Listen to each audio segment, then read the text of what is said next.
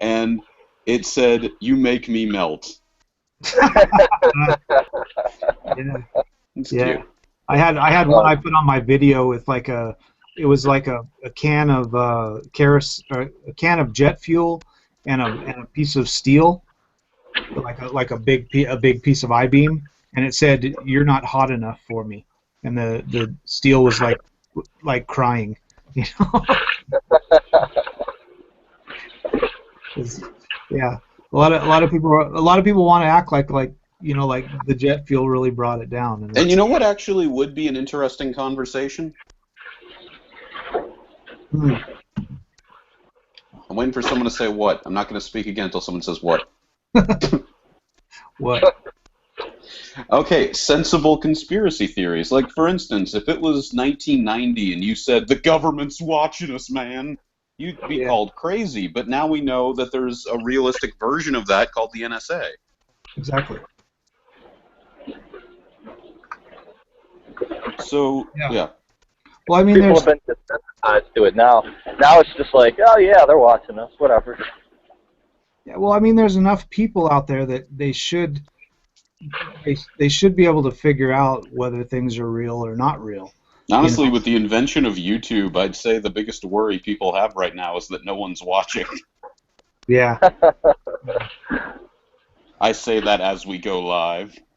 Hey, you know what? The CIA and the FBI are giving me views. As long as they give me, as long as they'll drop me some thumbs up, maybe some comments, I'm happy. Yeah, as long as like the NSA goes through the proper means of watching the YouTube videos, like yeah. Yeah, and put likes or dislikes on it. Yeah. They better not be using ad blocker either. Yeah, exactly. Yeah, they go on your videos to watch them and see what you're saying, and then they ad block you.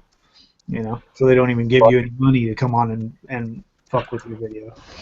Fucking bastards.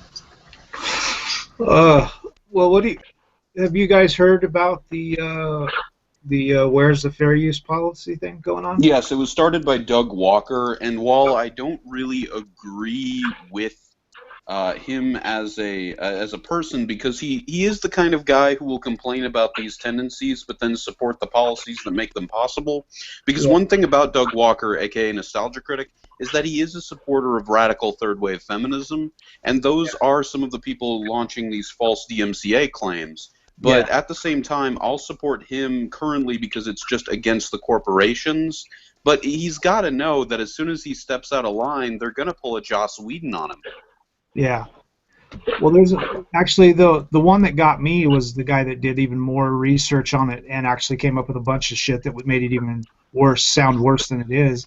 I watched a video that Boogie put out today, Boogie2988, and he actually brought up some even more bigger points where he was talking about the big.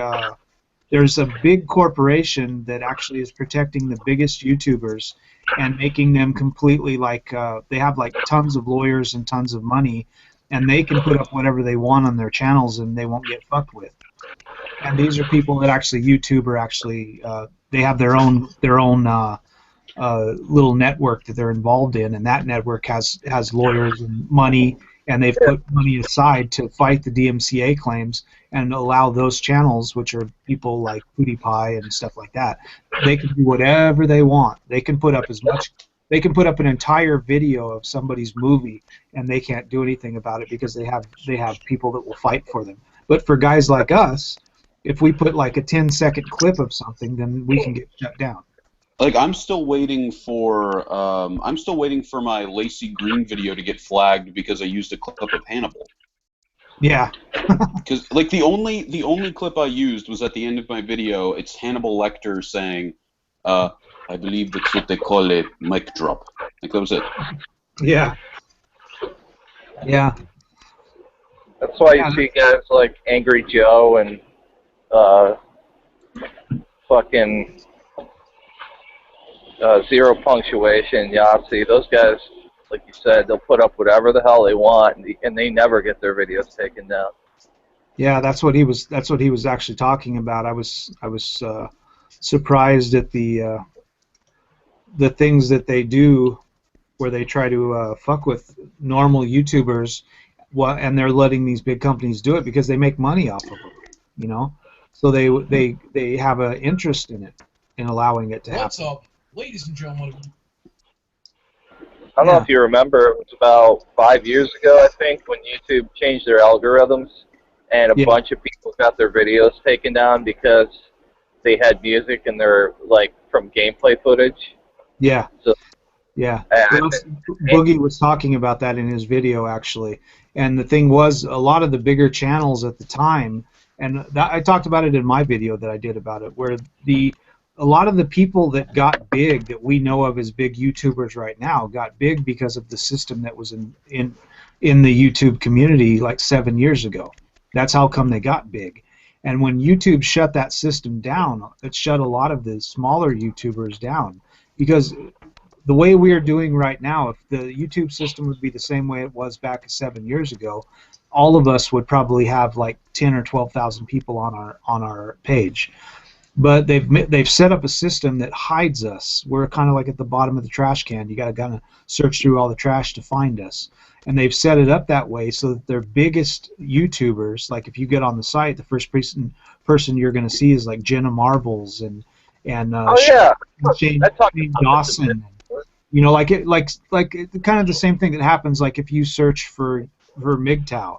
Of course, the first channels you're going to find are going to be Karen Strong, Teal Deer, you know, the biggest channels, Sargon of Akkad, you know, Sandman. You're Sandman. You're gonna find these big channels. Batman? Like yeah, Batman is a YouTuber. Yeah, you're gonna find the bigger channels. You know?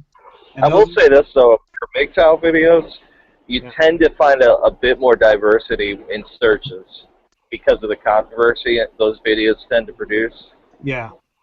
Yeah. Like you don't generally find that when, like, if you go look for like gaming videos, you'll come up with like the top 5 channels. You know, IGN, Machinima, Boogie. Maybe even Boogie's like you'd have to scroll down a bit, and he's one of the bigger YouTubers. Yeah. The top page shills are the ones that get at the top of the search engine. Yeah. And they have that algorithm set up that way. Well, he said in his video he's never been able to put stuff on his videos. He said in his video that he's never been able to put like even pictures or anything. He's afraid to even put like Mickey Mouse at the end of the video, like a picture of Mickey Mouse, because he can get flagged from that. So he's got 3.1 million subs, and he's still worried about it because of the DMCA's. You know, and he said you can get on their website, and there's actually on the website there's one of their channels that is under the YouTube umbrella, and he's actually protected, and he put up a full video of Mickey Mouse. You know, so they're completely there's only a few channels. There's not very many of them, but they're the ones that make them the most money and have the most subs. Those guys can do whatever they want on the channel.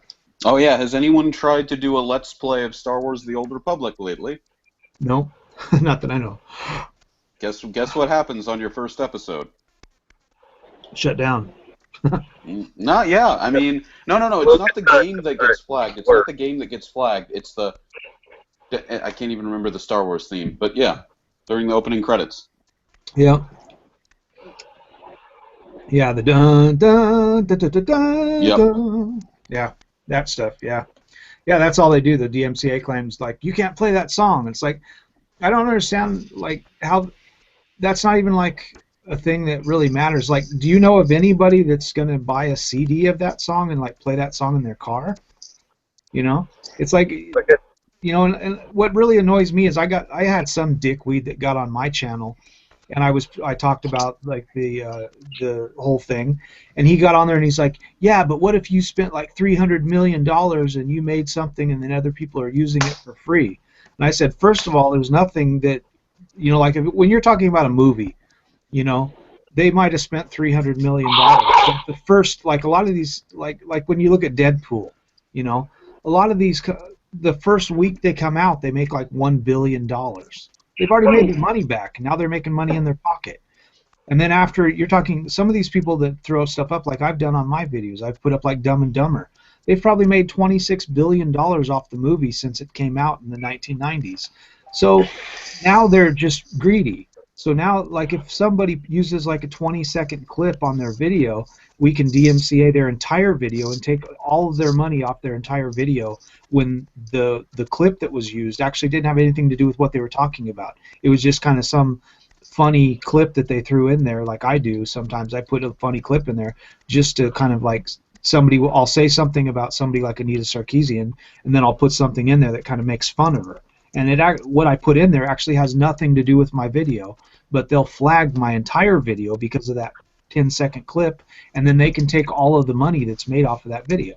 And they do that to kind of get even more money off of something that they have no right to get. And this guy was like, oh, well, they have the right to do that because you used their thing. No, they don't. You're taking their entire, like, what if they did like a 25-minute video, they use one tiny little clip of like the Impossibles or something, and now the person that made the Impossibles can flag your video and take all of the profit off of your 25-minute video when you had one 10-second clip in there of the Impossibles. And he's like, oh, but that's fair. No, that's not fair. That's called fair use. And if nobody can use anything, then there's no use, and that's not fair. That's the whole point of the fair use clause, is you're supposed to be able to use those if you're making commentary or using it for comedy or doing something where you're not actually just playing the video, and which brings up the point of the React channels, where a lot of these guys watch other people's videos incomplete and do nothing more than do a Beavis and Butthead imitation, where they watch the video and go, you know, and then they when it's done they say, oh, that was good, or that was dumb, and then the video's over. They use their entire content and make money off of it because they call themselves a reaction channel. And then you got big people that everybody thinks so great, like the Fine Brothers, where it's like, what did they do? They don't do anything. They bring in like kids to watch videos of other people's stuff, and then they tried to copyright it to watch other people's content, and they're not getting flagged. A channel that's got 15 million subs should have easily been flagged when they're basically using people's entire footage and then making money off of it, making profit. Because they're not doing anything. Their channel is nothing. It's like lame. They're just having other people watch videos that other content creators made, and they're taking money off of that. So it makes no sense, these people, the way they talk like that. This guy got on my page and did like 5 or 10 comments about how that the DMCA claims are good and all that. I think he was probably a bot. He's probably some guy working for YouTube trying to run around trying to talk to like he was part of the YouTube claim. Well, in all fairness, some people actually think like that, and I can understand like the argument, to play devil's advocate. Of course, you spend so much time and money and effort and make this thing. Let's say you're in a band, and then your album's been out for like 2 years. Now all of a sudden somebody's playing that music in the background while they're talking. Is it? Well, that's the thing, that's actually good. I don't see that as a bad thing. Like a lot of times, a lot of kids don't know music. They don't know anything about music. All they know is this fucking stupid Kanye West bullshit that's coming out nowadays. So I actually had somebody come into my class one time. I was teaching vocals in college, and I had some 17-year-old kid come in my class and have me listen to this song that was by Puff Daddy, and he used a Michael Jackson song in it. And they were trying to convince me, this 17-year-old kid, that was actually Puff Daddy's song. And I was like, no, that's not his song. That's actually a Michael Jackson song. And this kid actually said, who's Michael Jackson? And I mean, this is why, like, it's actually a good thing. When you have a song in the background, and then at the end of your video, or maybe even at the beginning of your video, or whatever, you say, and the music on the video that we watched today is such and such, and you can find the link down in my description below. That sends people to go look and find your video, find your music. It's a good thing. A lot of times you might just be some guy that, like, in the halls of history, you had one hit song. Well, what if you had other good songs on your video, on your album, and somebody throws that on a video, and now people start going out and searching for your music and trying to find you and buying your shit? the more Oh, well, it's no, free as far as advertising. music goes, musicians are fucked day in and day Yeah. out by the record companies, by pretty much Exactly. everyone. iTunes are the only ones who don't fuck them. Yeah. But as far as movie goes, as long as you're just using clips, I think movies should be fair game. Yeah. Well, All right, I just think it's like free advertisement basically. When you throw something out there, especially when you're using like some major movie where everybody knows it, like Dumb and Dumber and stuff. You're using stuff where everybody knows exactly where that came from, and you're not doing anything that anybody doesn't know, and you're not like spoiling it. It's not like spoilers where you went to a movie theater, you recorded some stuff on your iPhone, and then you put out a video and you put little clips of this brand new movie that nobody's seen. You know, I'm talking about putting clips on from like movies from the 70s and 80s. You know, movies that have been out for 40 years that people know, and as soon as they see the clip, they know exactly what movie, like Dirty Harry or something. all right, but I'm not They know talking that they know the movie. You know, it's not like you're doing anything that nobody's going to be like, oh, he shouldn't have put that in there. It's already made its money. It's already gone. You know, people stopped watching it a long time ago, and you're just throwing it back up there just because that one scene was like the best scene in the whole movie. but wouldn't you agree that say a band that released, again, I'm playing devil's advocate, a band that releases a brand new album, and the next day it's like on Napster and people are downloading it for free? Wouldn't that be something that's Yeah, where? that's the thing. That yes, but this isn't what we're talking about. You know, we're talking That's about there is a fair use of that. You know, these laws. It's just they're taking it to the extreme. that's what Now I'm it's saying. now it's you can, like, I've had videos where I've used even fragments of songs Yeah. and gotten strikes on my videos because Yeah, you can get a strike on your video for using 19 seconds of a song, you know. So I mean, it's retarded, you know. They've set it up, and what's really stupid is like I've had a lot of people ask me, you know, like I'll put a song in my video in a video or something, and I'll have people ask me like, who's that song by, you know? I've had copyright strikes on my videos from music that I've gotten permission to use as well. Yeah, there's people that actually have their channels flagged and taken, like the whole channel taken down because they used a song from a band that they actually contacted and got the rights to use it, and they have to show them. They send it to YouTube, and they go, I have the right to use the music, and they send them all the information that shows that they have the right to use it, and then YouTube doesn't even get back with them for like 2 or 3 weeks, and their channel has been completely removed from YouTube, and they can't even get on their channel until YouTube responds and says, oh yeah, I guess you're right, and then they put their channel back up. And the problem that a lot of these people are having with this where's the fair use, is when they make fake claims like that in the normal court, if you make a fake claim, then you're going to get charged for that. But in this case, these people can run around the internet and make fake claims on as many channels as they want, and when all of the claims are shown to be false, they don't get anything. They don't get any like repercussions from that, which is why they continue to do it. If they and the other problem is when they make the fake claim, all the money that you're making off the video now goes to them.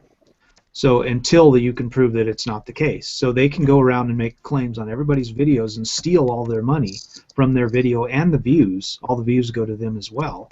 So they can steal all your stuff, and then when it's proven to be false, you get your channel back, you get your money back, but all the money that they made off of you and all the channel views, they get to keep. And that's why they do it. That's how the system is set up through YouTube. That's bullshit. So basically, god damn, that sounds awful. That sounds like during the fall of the Roman Empire when there were little Roman outposts and Vishnagoths would just come in, fuck them up, and leave. Yeah, that's how they have it set up now. And a lot of people don't realize. They think the fair use is like, oh, it's perfectly fine. The way I look at it is like, if somebody puts a song in the background, I can understand if it's like it's out there in front and like, you know, you've got it totally loud and, you know, it's overpowering your video and you're just putting like pictures up on your thing and you're not even doing anything content wise really. But when you're doing like something like the video we're doing right now, and in the background there's a song playing, and then you say like, you know, today our background music was this such and such band, that's going to get people to listen to that band and go find them, even if it's a new album, because it might be some album that a lot of people were like, I don't want that fucking album, or like a Yeah, lot of people don't buy as music. far as the Free music advertising. goes, again, with the music, I'm always gonna side on the bands, and I honestly I would say that a lot of bands do have expressed their own issues with the unfair copyright policies, Yeah. and with Well, the like, people who get attacked just because they're advertising basically for free for their music. yeah, exactly. The guy that really pisses me off, that has always pissed me off, I love him. He's a great songwriter, but he's a fucking asshole, and I hate him for that, is Prince. There was a DMCA claim. There was a DMCA claim put on a video that somebody took a picture of their kid on an iPhone dancing to a Prince song, and the video was only 29 seconds long, and it had like 6 million hits on it because it was just a cute video of some little kid dancing to a Prince song, and I think it was like Kiss or something, you know. And he had a DMCA claim, and they took the video down for just taking a picture of your kid when you're standing in your kitchen and the kid's standing there dancing. So you turn on your phone and take a picture of it and then put it on YouTube and be like, oh, isn't this a cute video? That's taken down. That kind of stuff is just bullshit. There's no reason for that. That's going too far. And Prince has it set up that way with all of his music. He won't let anybody use any of his music unless you pay him. And even if you ask to use this stuff and say you'll pay him, a lot of times he still says no. You know, I heard a lot of guys are like that in the music industry. They're fucking assholes. I heard a good suggestion from a buddy of mine who works at Rant. And he was telling me basically the music they use for their for newsreel is almost all of it. I believe all of it actually is indie music.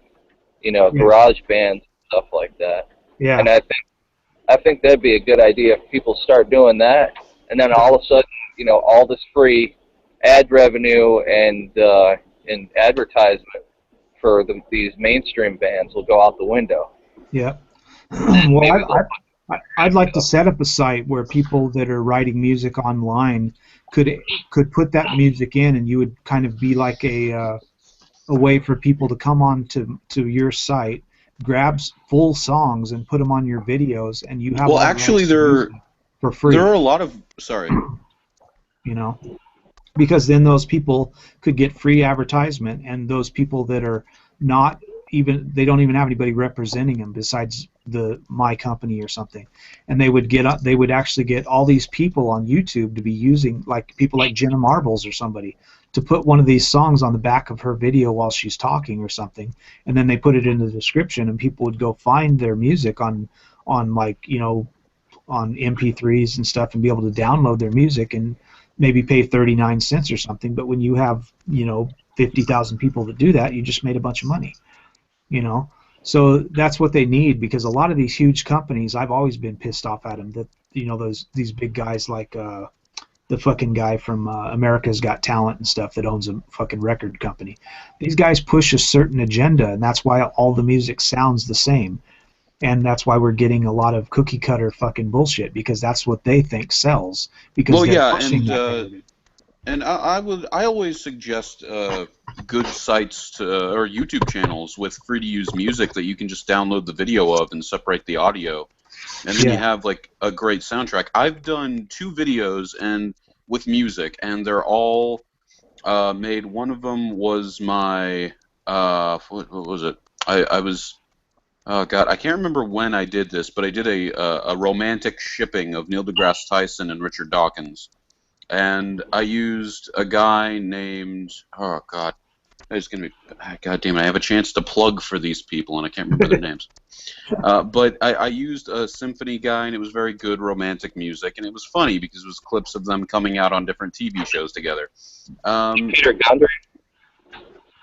No, not Peter. Not a Peter. It's not a Peter. But there's one I can recommend because it's just 4 letters, BRNC. Because the other one I did was with like I was playing DC Universe Online, and I have a Sinestro core member. And I need like a montage song for evil villainous stuff, and basically BRNC is free rock and metal music, and it's quality shit. It's not like some basic crap with the same beat all the time. Yeah, I've seen a lot of stuff like that. A lot of that kind of stuff that's like anybody can do it. It's like somebody made it on GarageBand and it sounds like bad karaoke. You know, you know, where it's all played. I don't know if you guys have heard us like. There's a lot of people that do this kind of stuff, but I had somebody throw something on my page the other day that I thought was really hilarious on my Facebook. It's a lady called Wing, and she did AC/DC, and that's what a lot of them end up sounding like. It made me laugh. I kind of knew what to expect, but as soon as she came on and started singing, I started laughing. I was like, oh my god, I couldn't believe it. But it sounds like really, really bad karaoke because it sounds like some like old lady had made it on like an old Casio like piano from like 1985. It's really, really bad.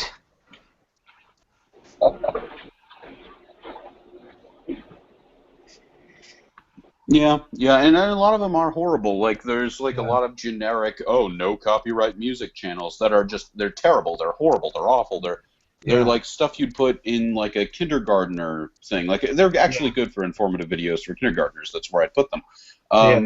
But like when you're talking to feminists, you mean? Yes. That's the kind of stuff like, you have to do for them. Lacey Green, this is what rape statistics are.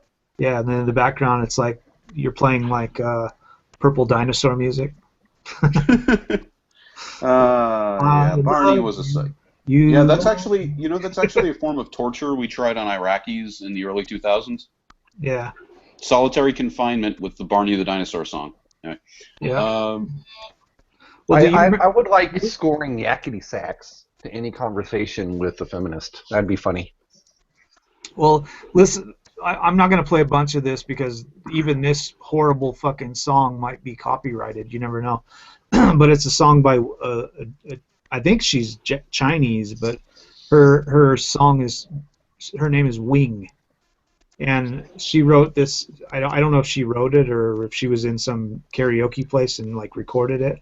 But it's featuring "Highway to Hell" by Back in Black.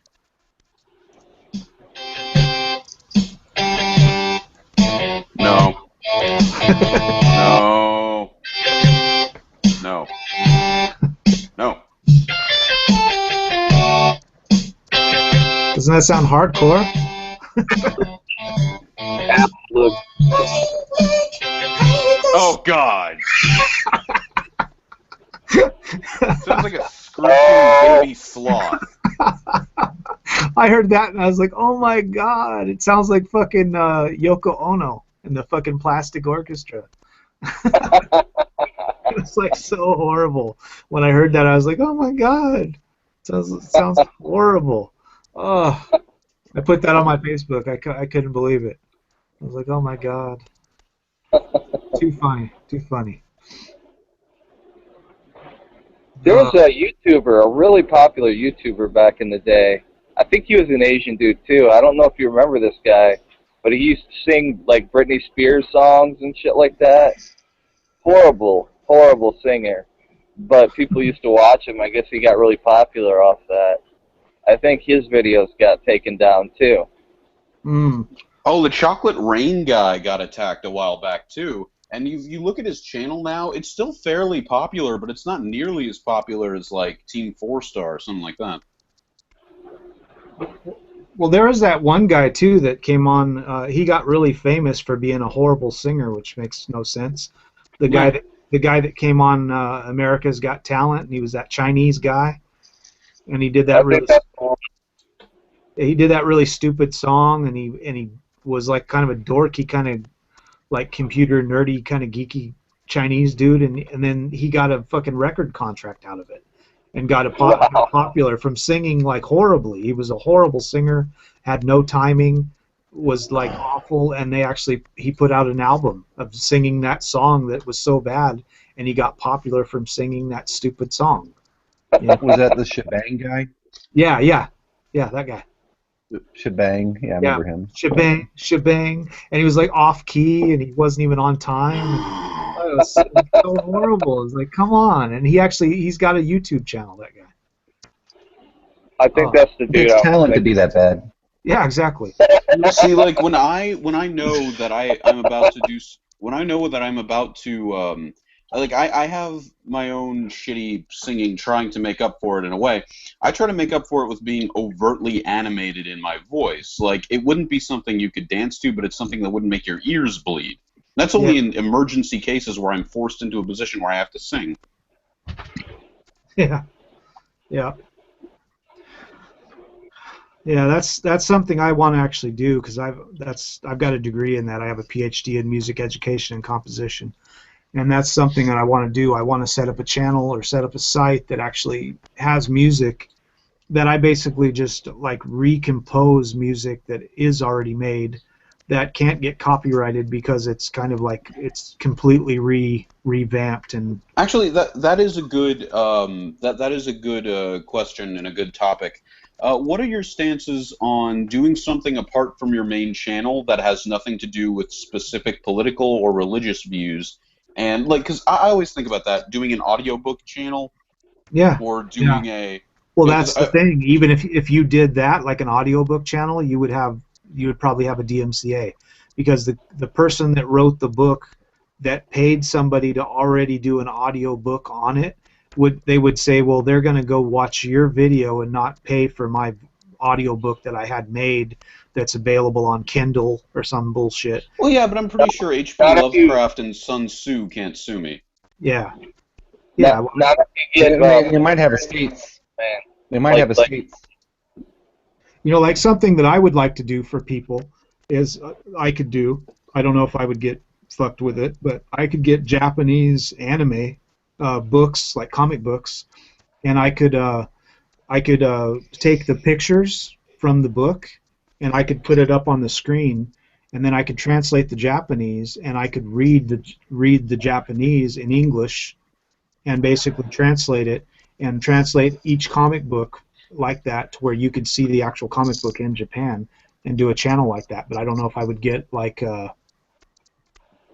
fucked up for that either. I think Funimation would send SWAT ninjas to your house. Well, I don't know. Marvel and DC seem pretty lighthearted on the whole comics on screen and YouTube thing, because I've been reading the Sinestro Corps comics on a thing called Brandon Hex, and it hasn't been DCMA'd for about 5 years. Yeah, I mean, that's the thing. You never know. It's all hit and miss, and you don't have any idea. Like maybe they just don't know. And as soon as somebody like clicks your channel, everybody comes at you at once. They've got like all these people that come on your channel at once, and then what they can actually do is they can take. This is what's really fucked up about the YouTube system is if they spam that video with like blocks, you know, or something where they take your copyright claims. They can actually take all of the revenue and all of the views that you've received previous to that. So if you've had a video up for 5 years, sometimes they're just waiting. It's like an investment for them. They'll let a lot of people watch it and a lot of money be made off of it, and then they can come on there and they can DMCA it, and then they can take all of the views and all of the money, everything off of that video, and they get to keep it. You know? So in some cases, it's not that they don't care, it's that they're waiting for it to see if it makes them any money. You know? And that's what's really fucked up about the YouTube system. They've set up a system that makes people want to fuck with other YouTube creators to make money off of them and steal their money. You know? That's why I think it was last year where I basically groomed my channel. I took out all of the copywritten material, even the ones where it just said, "Oh, we're going to put for advertising on your video." Yeah. I have a few of those now, but it's only like I can count it on one hand. Yeah. And it's for that very reason, because if all of a sudden they all get a bug up their ass all at once, that's it. My channel's down. Exactly. And I'm not, I never understood. That's the thing you guys need to know is like the way they've set up the system, that you don't even have to have anything on your channel. All you have to do is have some, and this is what's really fucked up about it, the way they've set it up.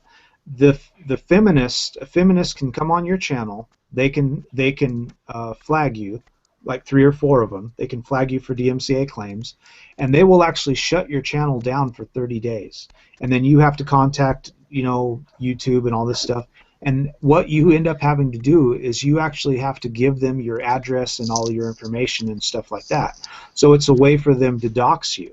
And a lot of feminists and a lot of like Christians that are fucking with like people that have atheist channels like the Amazing Atheist, TJ Kirk and stuff, they can actually get your information to dox you through doing this. Plus, they can make these fake claims and get your YouTube channel suspended for an entire 30 days, and then in 30 days they can actually reinstate the claim and do it another 30 days. So they can get your channel shut down for like 2 months with nothing, like you haven't even done anything. They can just make the claim. And well, no. You see, with me, I'm not worried about being doxxed without any joking involved. I'm well within my rights to perform my own self-defense if attacked. Yeah. The worry I have is that genuinely, like, I am 20 years old, I'm a college student, I still live with my parents. If that happened, my address got released and someone wanted to get violent with them, I know they would probably like to think that they could kill anyone, but they're old. Yeah. Yeah. Yeah, that's how most people are.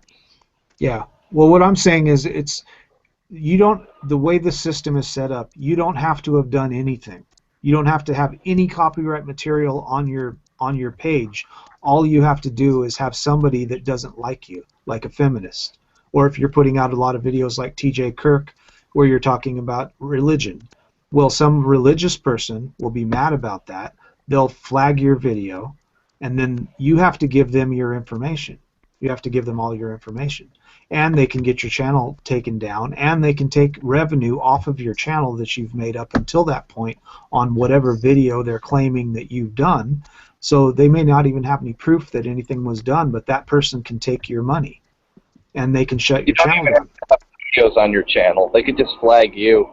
Yeah, that's what I'm saying. They can just flag the person, and the way the system is set up through YouTube, that's allowed. And once they find out that there's no reason for you to be flagged, and they reinstate your channel, which can take up to 30 days, then the people that made the false claim, they can go out and make false claims on other people as well. And they don't also because this will repercussion. There's no repercussion on that person that made that fake claim. Which it's the only way that it's kind of like with feminism and being drunk and making rape claims. The only time that they don't have agency is when you're talking about this. That's the only time that you don't have agency. Every other thing they can do. So when you're going on somebody's channel and you're making false claims, they can do that and they get nothing from it. There's nobody that comes and says like, hey, you've made a false claim on this person, so now you can't make a false claim on anyone else for another 30 days, which would be fair. That would be something. I'd say have it be like the 3-strike rule. Yeah. Yeah. If they false claim somebody 3 times, 3 people, then they can no longer use the flagging system. Exactly. Yeah, and here's for me and for the viewers, because here's the thing: I monetize my videos. That money is going nowhere. I have no means of obtaining that money, if it even makes me any money. But at that same time, take me through the importance, because this is what I do. Because I understand the whole thing about people getting their videos taken down and people getting their channels suspended. So what I always do is there's a great website called minds.com, which is like this copyright-free zone where you can upload really pretty much anything, and the DMCA process there is much more fair. You can argue very easily to keep things up. And I've put backups of all of my debunking videos on that website and on my channel on that website. Think of it like a combined YouTube and Twitter as far as that works. That's how it's kind of set up. And and that's what I do. Now, what I want you to take me through is the importance of making money on YouTube, because the way I always saw it, it's always such little cash. And if it's going to make me such little cash anyway, I usually just advertise for charities when it fits the video. Well, that's a common misconception. It depends on what you're doing. I have a channel where I only have 1,600 subs. I have like almost 1,600 and a half subs, and I just got paid through my network, and I'm part of a place called StudioTV.com, and I actually got $378, which actually paid all my bills. You know, they paid all my my heating bills and everything. Was that like that. Annually, or what? No, what was that? No, that was for December. Oh, okay, so that's monthly. Yeah, I get paid every month on the 7th. That is not bad. If you're also pulling down like a part-time job, that's not bad. Yeah, I got $378 for December. So it's the thing is like you don't have a lot of people have this misconception that you need subs, you know, and that's how you make money. And that's not how you make money. You make money with views. So there's a lot of guys that you'll look on the internet that have like, you know, 2,000 subs, and they'll have a video with 145,000 views, you know, because they did and also aren't there networks that try to screw you like Machinima and Freedom? Yeah. Well, the thing is like, say, you know, there's a lot of people that pay for it and they actually get money, and that's how a lot of these channels that we have now that are big, that we think of as big, are getting big because they buy views, they buy subs, they buy likes, you know, all that stuff. They're getting that money through means that we don't have, you know, and YouTube will say like it's illegal for them to do that, but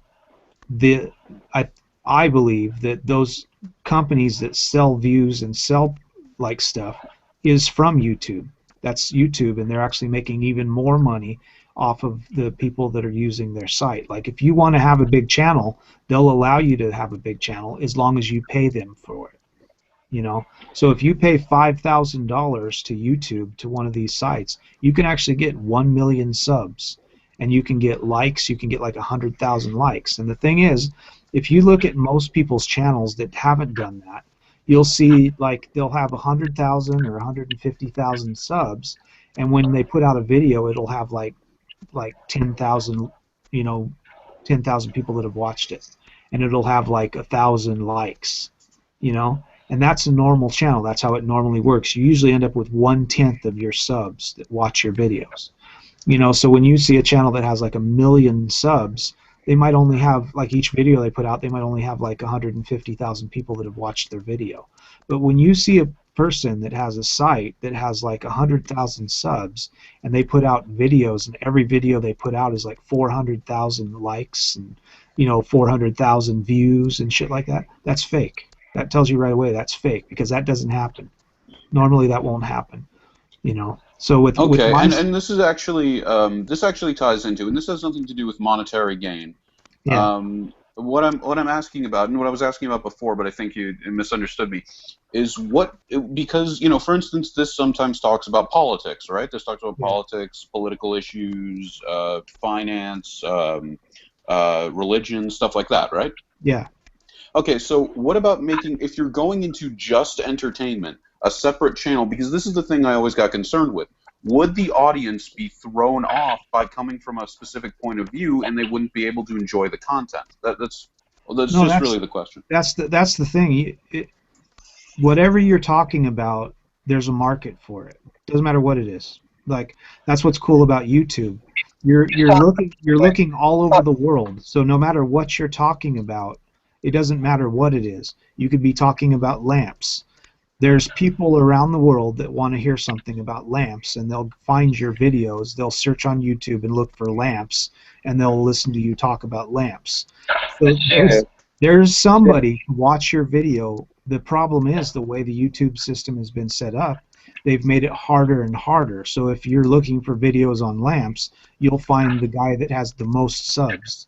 You know, is the way it was. And it used to not be that way, you know. So that's why people like College Humor and the Young Turks have so many subs, but their views are generally mediocre. Yeah, at best. like yeah, they got like I think now they've got like 2.8 million subs. But And when mostly you like 2,000 views. exactly, you watch their videos, and at most, depending on what they're talking about, they might have like 20,000 views on a video at most. Well, I don't know. I came across this YouTuber the other day. I was watching another video, and she was just so freaky looking. She didn't look real. I had to look her up. Like, she's got 1 million subs, but in this, I noticed this goes across. Like, she has a little over 250,000 views on this one video. So Yeah. she has 1 million subs, but 250,000 views. Right. And 15,000 likes and 2,000 dislikes. Yeah. Now that's the percentage I normally see. I normally see that I normally see like a 25 to 20% viewer rate. Yeah. That's normal. Yeah. Yeah, and then I get like 10% thumbs up, and I see that. And Yeah. this girl, she's got so many views that 5%. She's got like a 5% thumbs up rating. Yeah. But yeah, I mean those are about your numbers. You're going to get about 20%, 25% of your subs in views.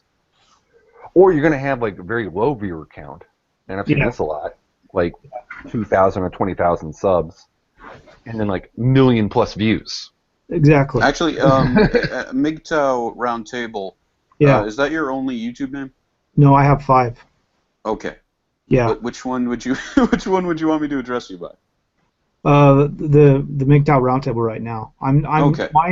My main channel is actually, it was started out as a atheist channel about 9 years ago, and if you search for my channel, it says Shi-Nu Asami, but oh yeah, okay, no, you're a subscriber to me. Okay, yeah, thank you. But the real channel name when people look up for me is actually the Zombie Desert Deity. That's my real name of my channel because I started it out as a Zombie Desert Deities, an atheist channel. You know, so I mean that channel. I've had that channel for a long time. That's the one with 16,500 subs. You know, and like I say, I get like 20 or 30,000 views on a lot of videos I put out, and that's where you make your money at. I do videos that I try to get people to watch, and then I have so many sites. I have like 25 sites that I'm on all over the internet. So every time I put a video out, I throw that shit all over the place and get tons of views. And that's what you have to do. You can't just put out a video on YouTube and then expect for people to watch it. No, I understand. You have to like throw it all over the place. I've got so many sites that I have.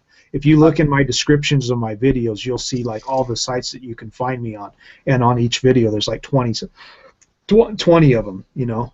All right. What I was gonna ask. And thank you for the financial advice, though. Yeah. But what I was going to ask one thing was just before you talk, you were telling me you don't know how to make money on your site and that you're actually monetizing your videos. It's very easy to do. Go to PayPal and make a PayPal account if you don't already have one and you're using like eBay or Amazon. You have to use PayPal anyways. Go to your YouTube site and you can go in there and it'll ask you about monetization. You can set it up to where it goes to the money that you get paid off of YouTube gets sent to your PayPal account, and then every month you'll get money on your PayPal and you just throw that into your bank. That's how I have it set up, and that's the easiest way to do it. And a lot of people don't go that step. They just put monetization and they keep getting monetization money, and it might only be $50 a month or something, but it's something. And if you're not having that sent to your PayPal account, then it's just gone. You're not getting any of that money. So it's better to get something than nothing. And as your channel gets bigger, then you'll get more and more money. So just go set up a PayPal account and then enter that PayPal account into your YouTube channel, and then you'll be fine. That's all you. Okay. The more we talk about finance, the more it sounds like my question just wants to screw you out of money. Yeah, pretty much. Like, yeah. My question is just that. Just the section where we talk about YouTube monetization, this is really important information, and this is the same deal I sort of have with Forbidden Thinker. Anytime we get into a really just powerful discussion, can I just take that select bit of audio and put it on, resyndicate that on my channel and advertise for the whole thing here? Yeah, yeah. Oh, thank you. Yeah. I looked up your lamp collecting idea.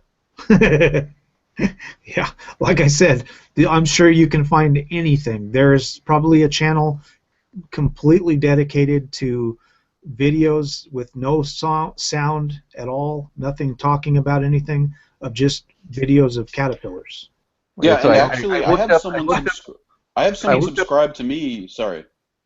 Oh, I looked up lamp collecting, and so there's Expert Village, 2 million subs, 138,000 videos, a video about how to collect oil lamps, specifically 12,000 views. That's what I'm saying. It's like that's how YouTube is. It's anything you want. Like it doesn't matter what you want to talk about. Anything you want to talk about. There's people because YouTube goes all over the world. You know, there's somebody in the world. There's a lot of people in the world that want to hear what you have to say about something that you would think nobody gives a fuck about. Like nobody in your normal life would give a fuck about anything that you're gonna have to say about caterpillars or a lamp. But there may be people in like, you know, Pakistan or something that want to fucking hear what you have to say about a goddamn lamp. You know, or maybe they like lamps and they want to buy a lamp from America and they want to see like what lamps are or something like that, and they're looking for a certain kind of lamp that they think is cool or something, and they want to see if you talk about that lamp.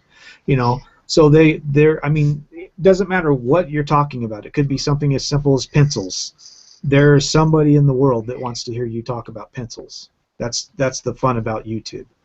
Whatever you're looking for, there's somebody that's made a video on it.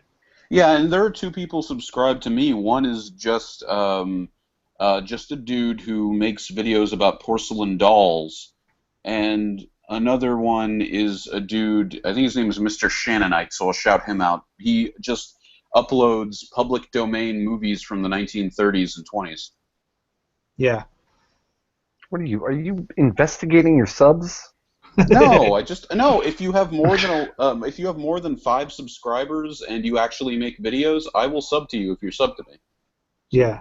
Yeah, I get that a lot. I get a lot of guys that come on my site and they tell me all kinds of fucking stupid shit, you know, where they're like, oh, you should do this and you should do that in your videos. And the first thing I do is I just hover over their name and it'll say like 0 subs. And I'm like, why would I care what you think about what I should do on my site? You don't even have, I mean, if you had like 50,000 subs, I might take your advice. But you have no subs, and you're going to come on and like, you're stupid, and you don't know what you're talking about. And then I hover over your fucking thing, and you got 0 subs. Yeah, like if I don't care what you think. You know? Yeah, like if any of the high-profile people, not high-profile, I'm giving like YouTube too much credit. It's not Hollywood, but if some of the higher subscribed people were giving me advice, like AIU or Creationist Cat or anyone high up like that who are actually sub to me, then like I'd be like, yes, let me take notes, okay, yes, okay, exactly. I'd do that. Mm-hmm.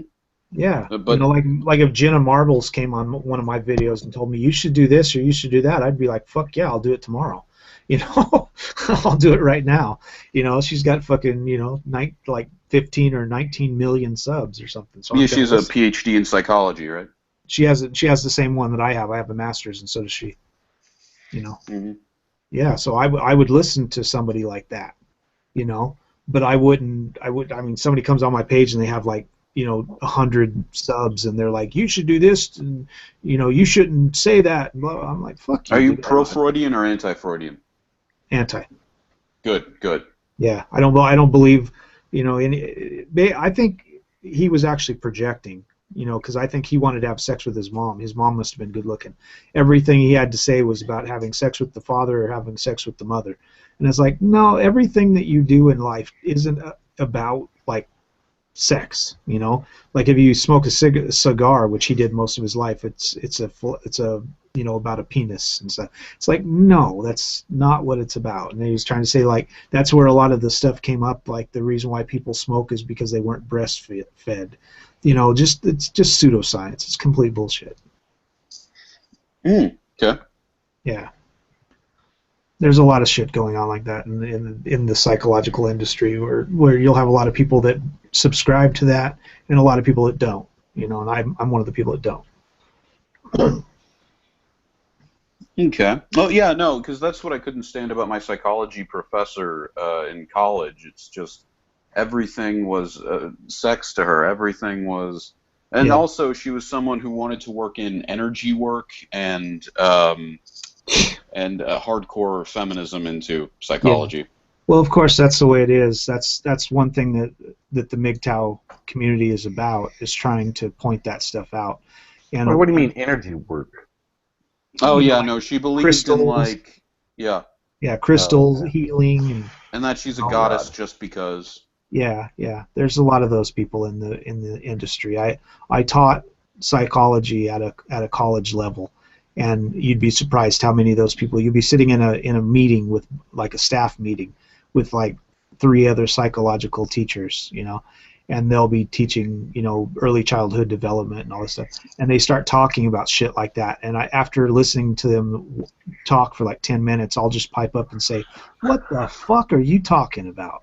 Yeah, actually, since you mentioned it, because I'm not MGTOW, and I really want to know what that community is really about. Well, we can all tell you, all three of us are MGTOW. So Okay, yeah, sure. yeah, yeah. Basically, it's just that the system has been set up in their favor, in women's favor, and not only has it been set up in their favor, but they're constantly saying that it's not set up in their favor, and that they don't have any rights, and that there's a rape culture, and that there's all these different things which are completely unfactual. Basically, what they're doing is they're taking studies that have been done, and they're manipulating the data and manipulating how the data has been reached, so that they can come to a conclusion that is what their premise was. Like, you can't start out a claim and look for facts to back up your claim, which is how they do. Most feminists do that. They'll say, like, there's a a pay gap, and they'll say, like, we know that there's a pay gap. Let's go out and look for information to back that claim up. That's not how it works. That's not how scientific, study works. You have to, like, think of something like, well, I think there might be a pay gap, and then when you go out there and you check all the stats, you find out that the pay gap that they're talking about is like less than 1 cent, basically. Because what they do is they look at all of the women that work, and all of the men that work, and then they put those two things together, and they say there's a 78%, 78-cent difference there in how much money those people are making. But they don't think of the fact that, like, most women only work a few years, they get pregnant, they get off work, they don't work as hard. Most women don't do overtime, men do. Men work at more dangerous jobs. 99% of the people that get hurt in jobs and that do dangerous work, 98% are men. So a lot of the high paying, very dangerous work is done by men, and that's the stuff that a lot of the money is made from. So when you look at the total amount of men in the work industry and the total amount of women in the work industry, and you just do that math, then it's 78%. But when you recalculate the status for what's really going on, you see that actually, if a man gets hired to a job where a woman is working, the fact is most women, because of the whole system they've set up, will get more money than the man. They're actually making more money for doing less work. They'll work an 8-hour workday, and a man will work a 10-hour workday, but they'll pay them the same amount of money just so that the woman won't feel like she's being, subjugated to a man or something like that. And that's the way this is set up now. And you would say that you're a pro-egalitarian? Yeah. Well, that's the thing, is like, when you're talking about feminism, you're talking about the fact that they don't want equality. Feminism is not about equality. It's about superiority. They think men are a patriarchy, and they think men have, like, something that we don't. They think that men are taking over society, and that we subjugate women and all this stuff. And what they want is they want to be on that side of the coin. They want men to be subjugated. They want men to be subjugated to women. And the thing they don't understand is we already are. Ask any man who's married.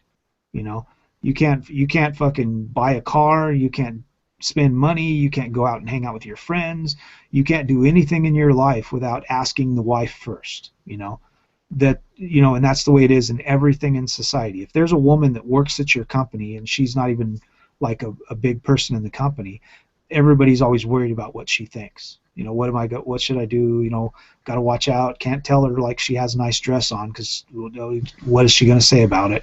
You know, and that's the way they've set up the system now. It's like they don't understand like everything you do in society is about thinking about them. How are they going to take it? And that they're taking up too much mental capacity for society right now, and that's the way they want.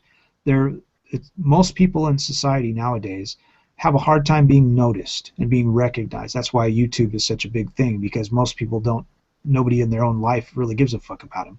So they can get on the internet and they can have like 20,000 people in other countries that like them, and in their own life they don't have any friends. You know, so it's a way for people to basically be narcissistic. And the way feminism works is that's how it works. It's a narcissistic cult.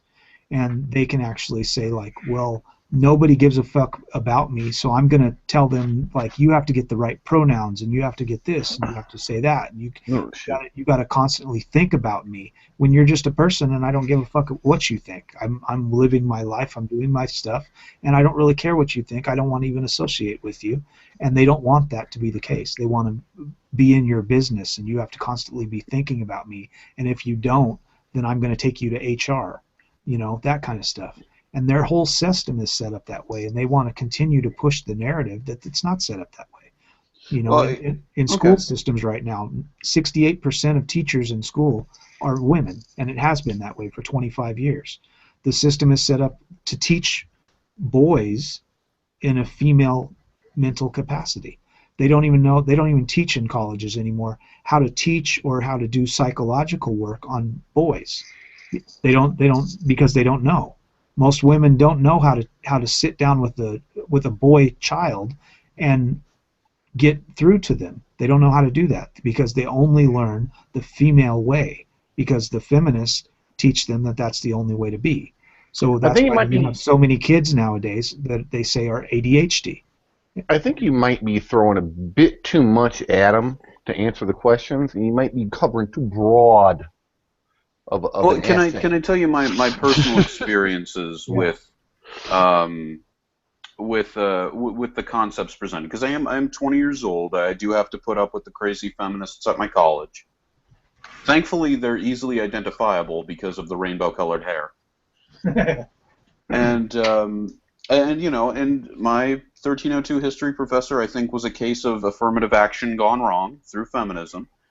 She was someone who did not know who Winston... Keep in mind, the time period that she was teaching, this is like a comical story, I'm going to get to some depressing stuff later, not about me, but about a friend.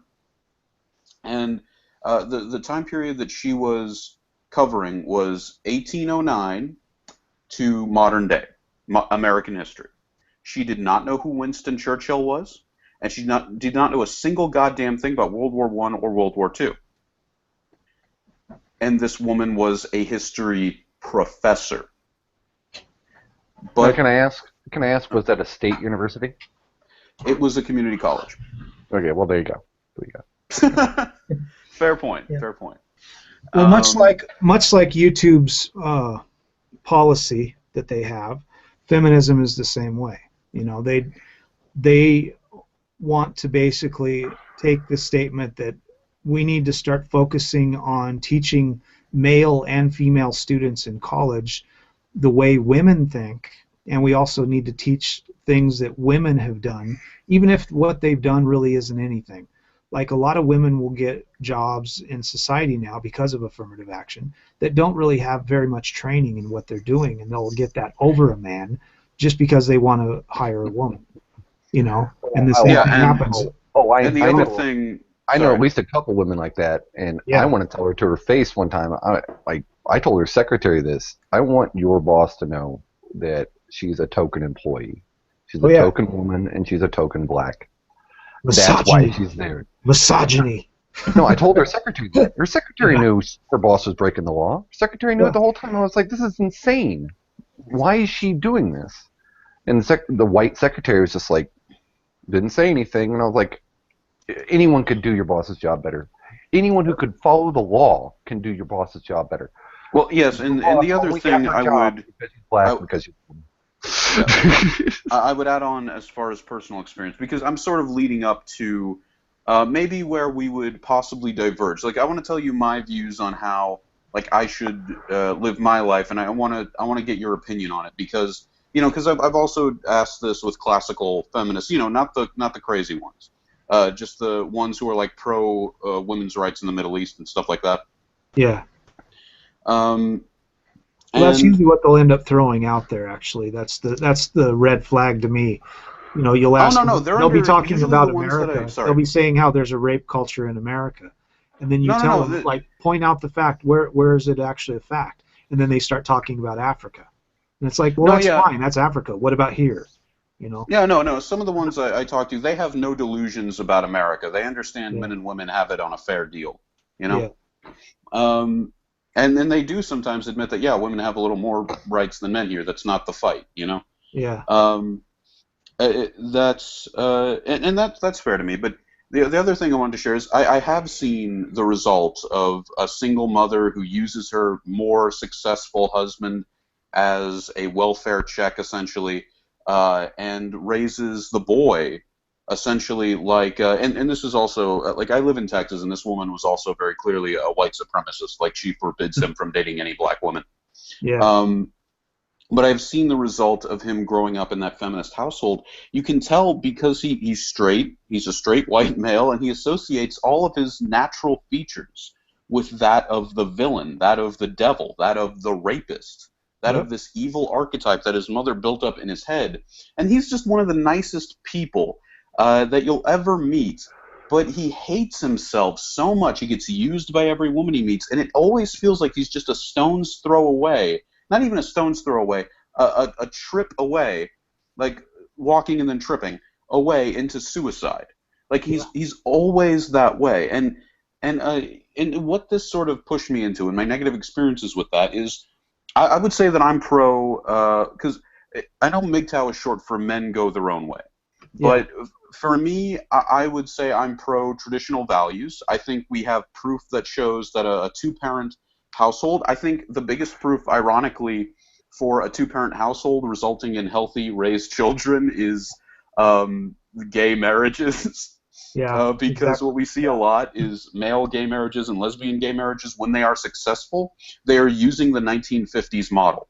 They're using the 1950s model of the more masculine dom who goes out and makes the money, and then you have the sub who stays home and takes care of the kids.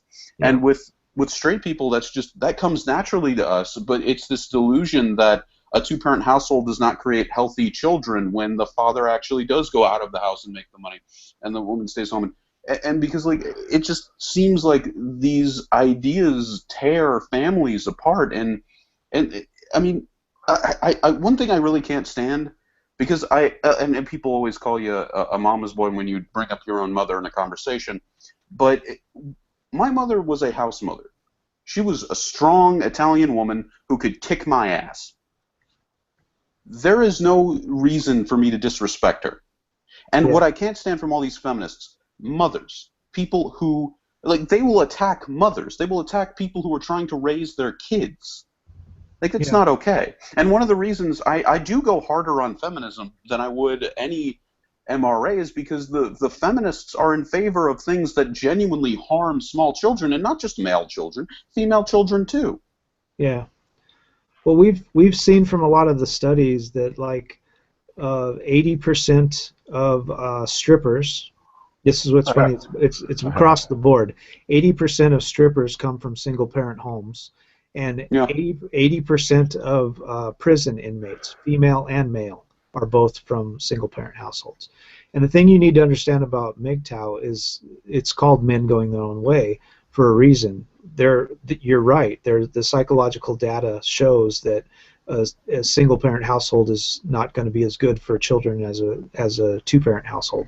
But what the men's rights and not really the men's rights, but the MGTOW movement is talking about is not becoming a father, not being an ATM machine for a woman, not allowing her to get that kind of power over you, and not allowing her to steal your wealth for the rest of your life because she allowed you to have the golden uterus, for a night.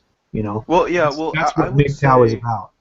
It's about not falling into the trap of allowing a woman to give you the use of one night of her golden uterus so that you can pay for the next 18 to 20 years to keep her in cigarettes, you know. Well, yeah, no, I would say that I have a very strong idea of what a family should be, and that concept definitely occurs to me, and there are definitely women like that. Um, but I don't know, like I would think of it kind of like an armada, kind of like a tribe that comes before anything else. You have your family, your wife and your kids that would defend you and lie for you, and you would defend them and lie for them. That's how that's supposed to go down in my mind. That's you know, I can speak to that. In college I had to do a lot of therapy and do like little internships in you know, where I was talking with like married couples and stuff. And what we see is basically in the first 5 years of marriage, about 50% are divorced, and within 7 years, now within the last basically 10 years, within 7 years, all of them are divorced. So it's basically nobody is staying together, and it's because the system that's been set up is most people have no idea because they were raised in a single parent household or they had some, you know, almost prostitute as a mother where she had like 15 different boyfriends while they were growing up. They don't have a basis in what a relationship is. They don't understand what a real relationship is. And they go into it thinking it's going to be like some movie because they watch all these love stories and they watch the TV shows and everything. And they don't realize it's real work, and it's hard to live with someone else and to go through all their quirks and their bullshit. And after they realize that, they end up breaking up. And one of the biggest things that I see in my area is most men don't realize they're raising other people's children. It's a big problem in the United States and in Japan, where women get together with some guy that they know is a good provider for them. They know that he will take care of the kids and he'll like work his ass off for the rest of his life, kill himself for her so that she can get money from him, and if she does get a divorce, that she'll be able to take money from him and use him like an ATM machine and suck off of him for at least 18 years until the kids are in college. She'll be able to do that to him for the rest of his life. And they look for that in the person they are trying to find. You know, something that you find with like college nowadays. Most women, and this has been this way since the 60s, most women don't go to college to get a degree. That's why they get fluff degrees so much. That's why they get stupid degrees in things that don't really matter, because they never plan on actually going into that field. They go to college to find a husband. That's what they're there for. And they're looking for somebody that can provide for them. They're looking for statistically from the women I've met at college, that makes sense. That's what they want, and that's we're having problems with now, because right now 68% of the graduating class, and this has been this way for over 20 years now, 68% of the graduating class in colleges all around the world, especially in America, are female. And when you go into classes right now, 100% of the people that go to college, that enter into colleges in the United States, only 25% graduate. And most people end up with debt and no degree. You know, they end up getting kicked out because they get bad grades and stuff like that.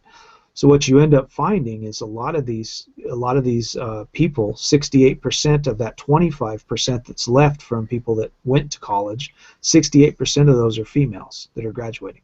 And they're graduating with really fluff degrees that don't do them any good in society. And because of that, we have all these women that are in colleges now, and that the administration is giving a bunch of money to keep them in college, to get these people to come to their college because they know those people are going to graduate. Makes them look better that way. But men have a hard time going to college and getting into STEM fields and getting into things that they want to get into and getting money to go to college, because they're going to give that to women, because women are going to be mostly the ones that are going to graduate. And because of the affirmative action concepts? Yeah. And this is the thing when they're talking about fair and not fair and equality. That's why I'm an egalitarian. I think that if they want fair, it's never going to be fair, because the fact is men and women aren't equal. They never will be. They never have been. They never will be.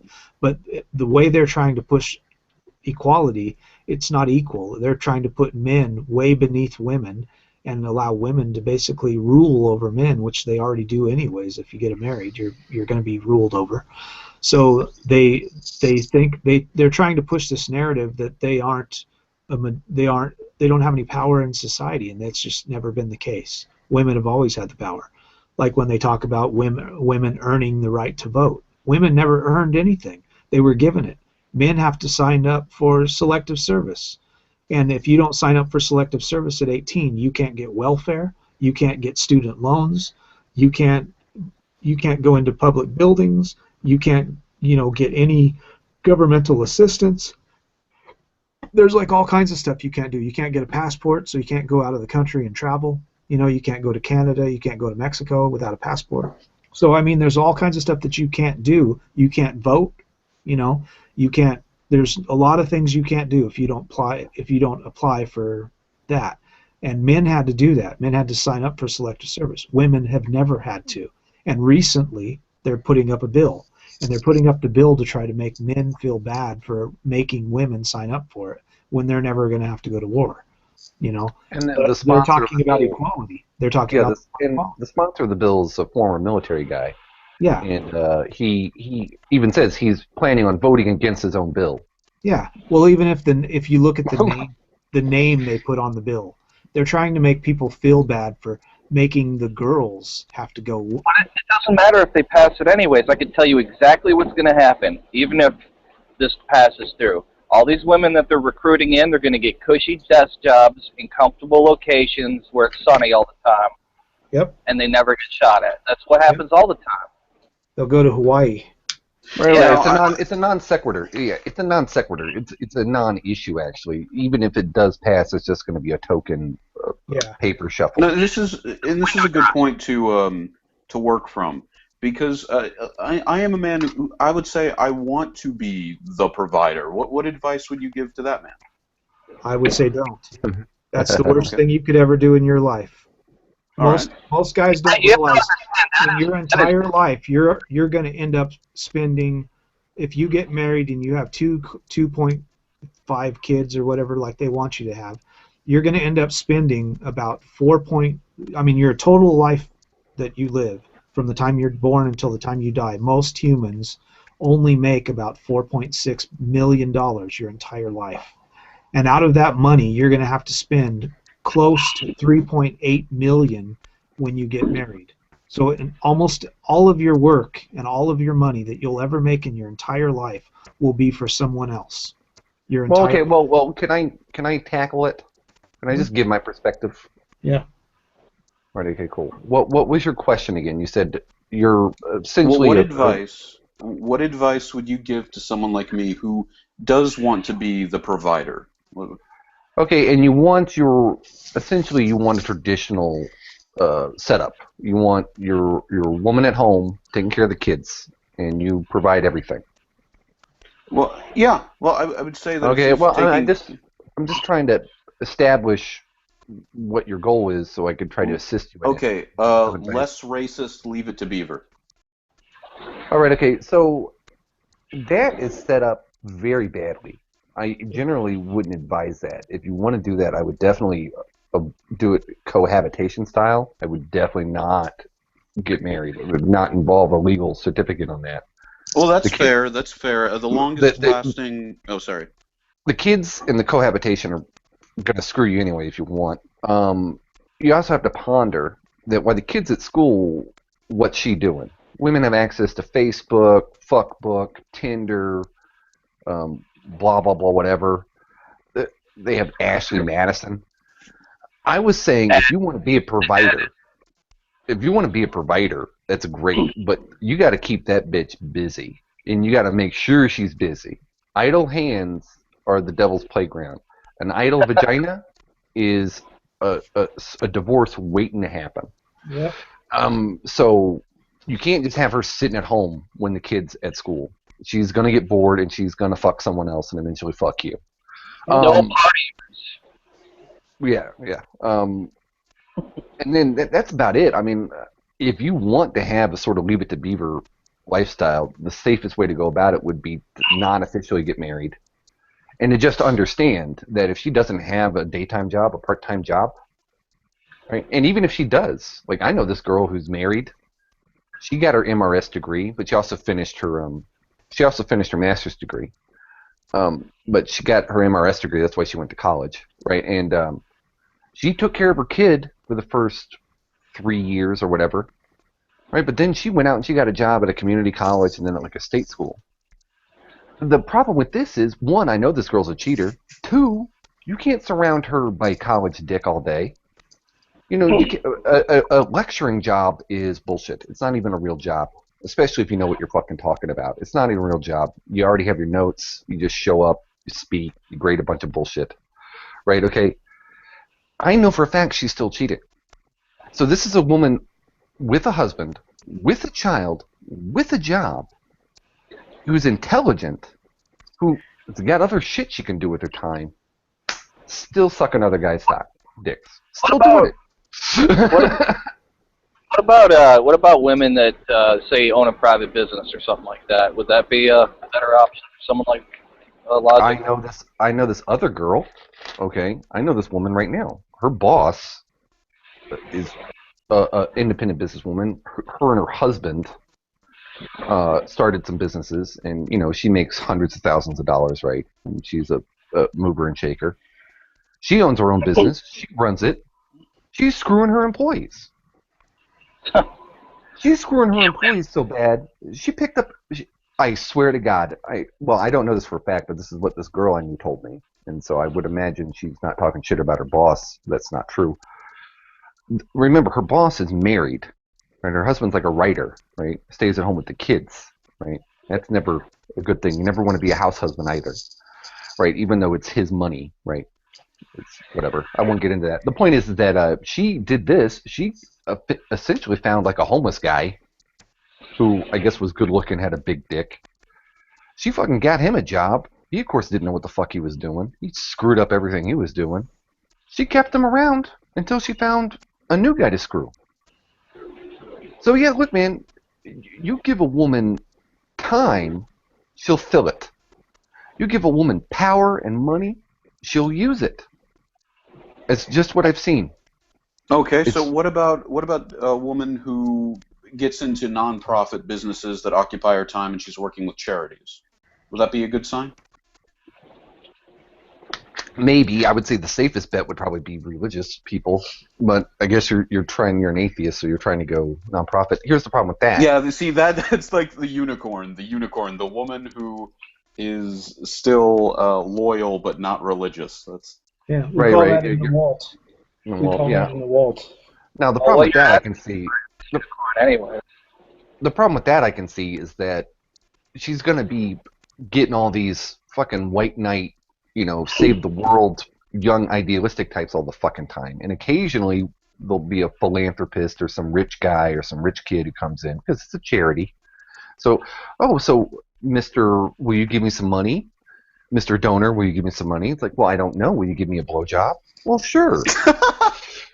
You know what I mean? There's that dynamic, and then there's the other dynamic of, oh, he's a young go-getter and he wants to save the children and save the world. What's my husband doing?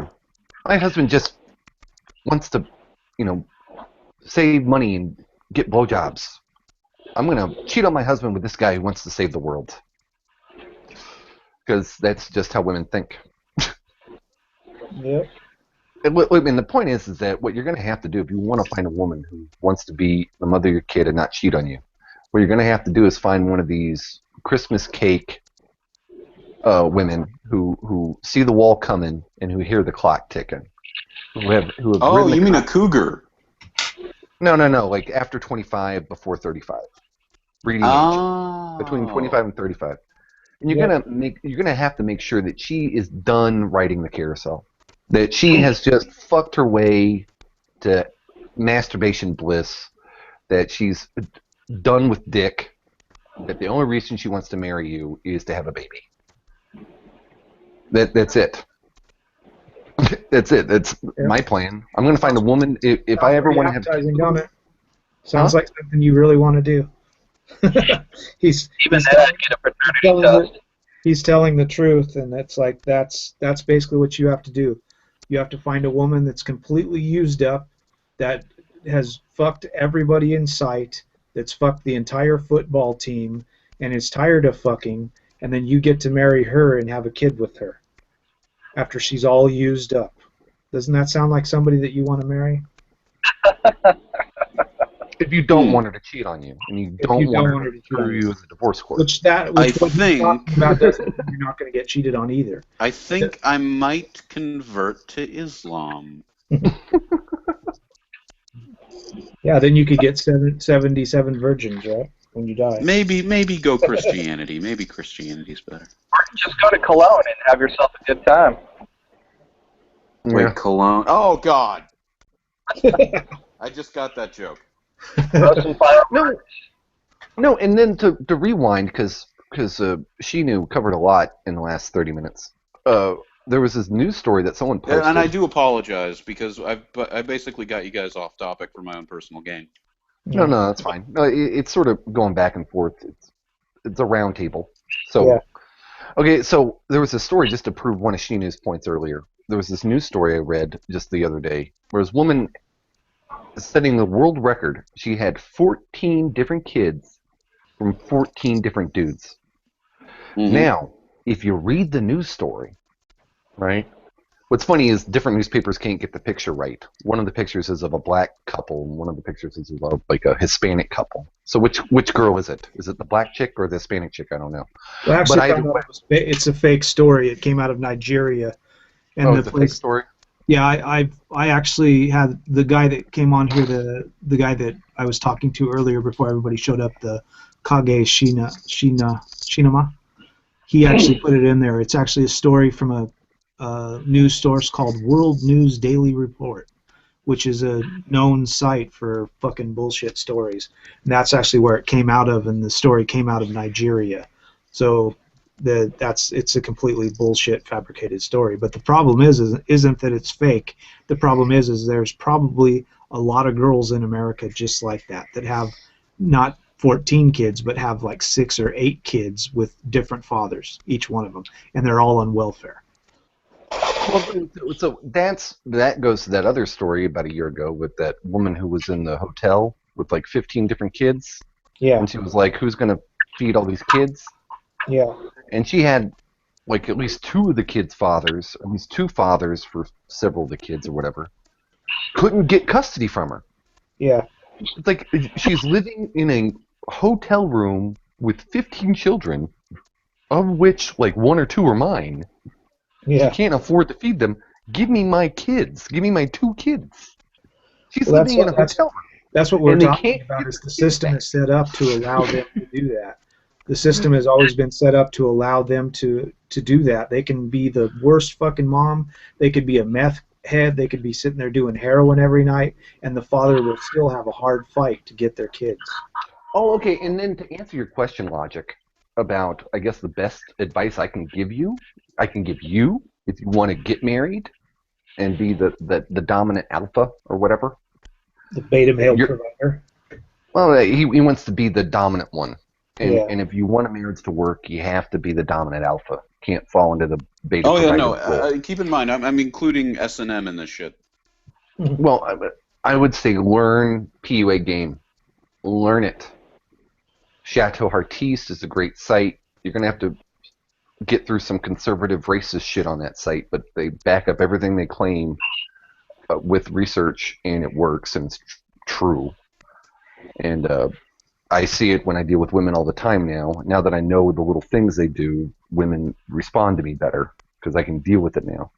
So what you're going to have to do, and I only give you this advice to help you accomplish your goal, and I'll tell you why it's bad advice when I'm done. Get all you need to know about game. Now the problem is, if you want a marriage to work, you're going to have to game the bitch from the beginning. You're going to have to game her before she even sees you. So what, gang her? Game. You have to run a game on her. And the problem with that is you have to live the rest of your life running that game. Yep. That's the fucking problem. Yeah. Like a lot of guys when they first have sex with a woman, they'll like eat her pussy out, they'll finger bang her, they'll fucking give her a massage, they'll fucking do all this kind of shit. Well, now she expects that every time. You can't do that.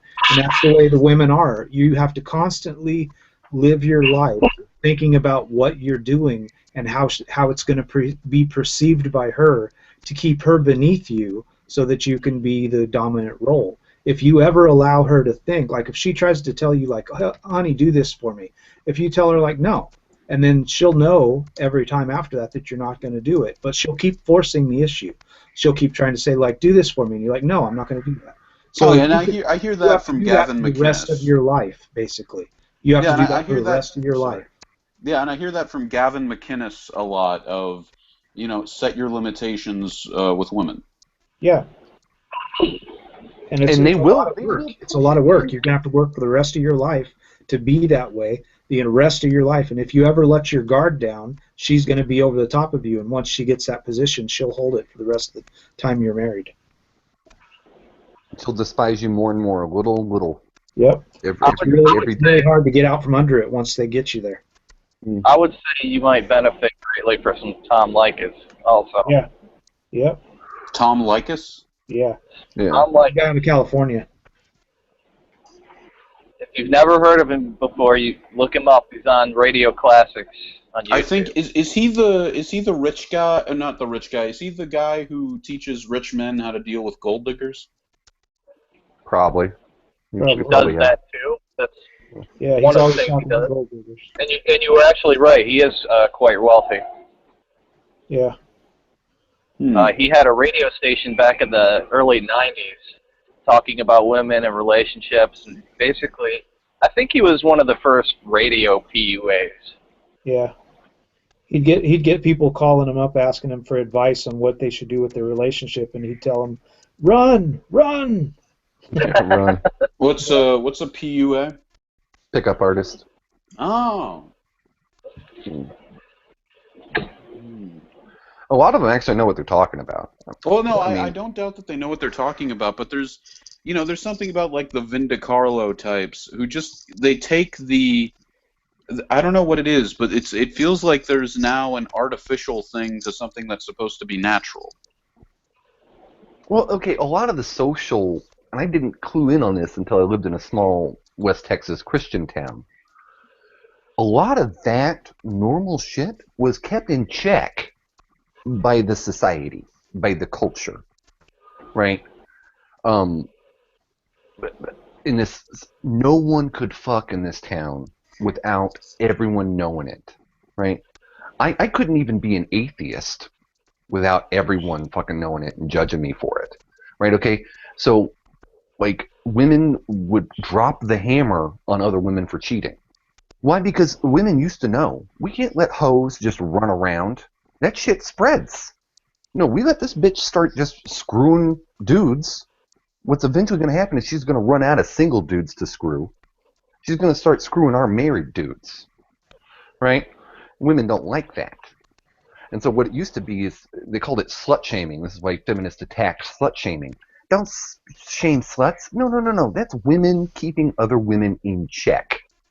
Most of that stuff doesn't come from us. It comes from women. Because what man hates a slut? No man. He just doesn't want to marry her. Yeah. And that was the end game that other women were trying to keep the sluts in check and keep the slut's mind on. Hey, look, you're giving the milk away for free. You're making the rest of us cows look unviable. Yeah, you're giving the milk away for free, bitch. Stop doing that. You're driving the price of my pussy down. You're driving it into the ground. And that's ironically, feminism did it again, to dump back to what Shi-Nu was talking about. 2/3 of college graduates now are women. The biggest pussy party parade you will ever be in as a guy is being a sort of tall, handsome, athletic college dude who's getting a business degree or an engineering degree. Dude, these women are competing for dick on such a level now that they're chat roulette, chatterbait, fucking Tinder. They're fucking throwing pussy out there like you wouldn't fucking believe. And because what they've been prohibited from doing is shaming each other. What women have been prevented from doing, because feminism has created a sisterhood, that, oh, you can't make her feel bad about sucking a bunch of cock. Well, okay, well, who can? Well, okay, well, now we've sort of removed this social constraint on sexuality and then thrown women into a sexual marketplace. Like Shi-Nu says, they don't go to college for a degree. They're looking for a husband. Well, crap, only a third of the guys there, only a third of the students there are men, and only 20% of them are fucking even attractive. We're not even talking. That's just getting in their face. That's just getting a girl to talk to you. Now imagine women who are like, well, fuck, only 20% of 1/3 of the students I even get aroused over. Yeah, there's like a fucking a cat gangbang, but instead of a bunch of guy cats gangbanging the one female cat, it's a bunch of human females gangbanging the one dude. Yep, Yeah. that's college. Yeah, if you can get laid at all, and you're a man, go to college. Yep. Go to college. Just a party nowadays. And women are, it's a damn shame. Women have set themselves up into a position where, ironically, their pussy is valueless, and the only real worth they have is their pussy. Yep. Okay, so you would say, to sum up that advice, you would say get a woman who understands the, if I could coin a term, pussy stock market. Yep. Yeah. All right. Yeah. Which basically it's very, especially when you're young nowadays, women grow up in this society where they think like, taking selfies is cool and they want to be like Kim Kardashian. And if they want to get famous, they got to do like a porn video. And there's all these girls, there's like so many girls that are putting themselves through college doing porn videos on the internet. They've got their own little chat videos that they do. And they're on sites showing their pussies around and they're bringing guys in and fucking them on camera and all this stuff. That's the society that we're growing up in now. So it's very hard nowadays to find just a normal average girl because we've raised them in this society where they think that's normal now, and they're getting farther and farther away from what used to be considered normal, which is this life that everybody has from watching movies. We watch all these love stories and all these movies about people meeting each other and falling in love, and we have this fantasy idea of what a marriage is, and then we get married and realize it's nothing like that, and then they get divorces. And the fact is the thing that you're looking for is a fantasy. You're never going to find that. All that's going to happen to you, I will guarantee you 100% that you'll find some girl, she'll get pregnant, she'll have a baby, the baby won't even probably be yours. You'll end up staying with her for 5 years, maybe 10 at most. You'll get a divorce. Then she'll have you paying for her for the rest of your life and paying for the kid that's not even yours. And you'll be fucked for the rest of your life. And then you'll get married to another girl after her. They'll have a kid. And then you'll get divorced. And that's basically the rest of your life. That's what you're looking forward to. That's what you're saying that you want. You want to be a beta male provider.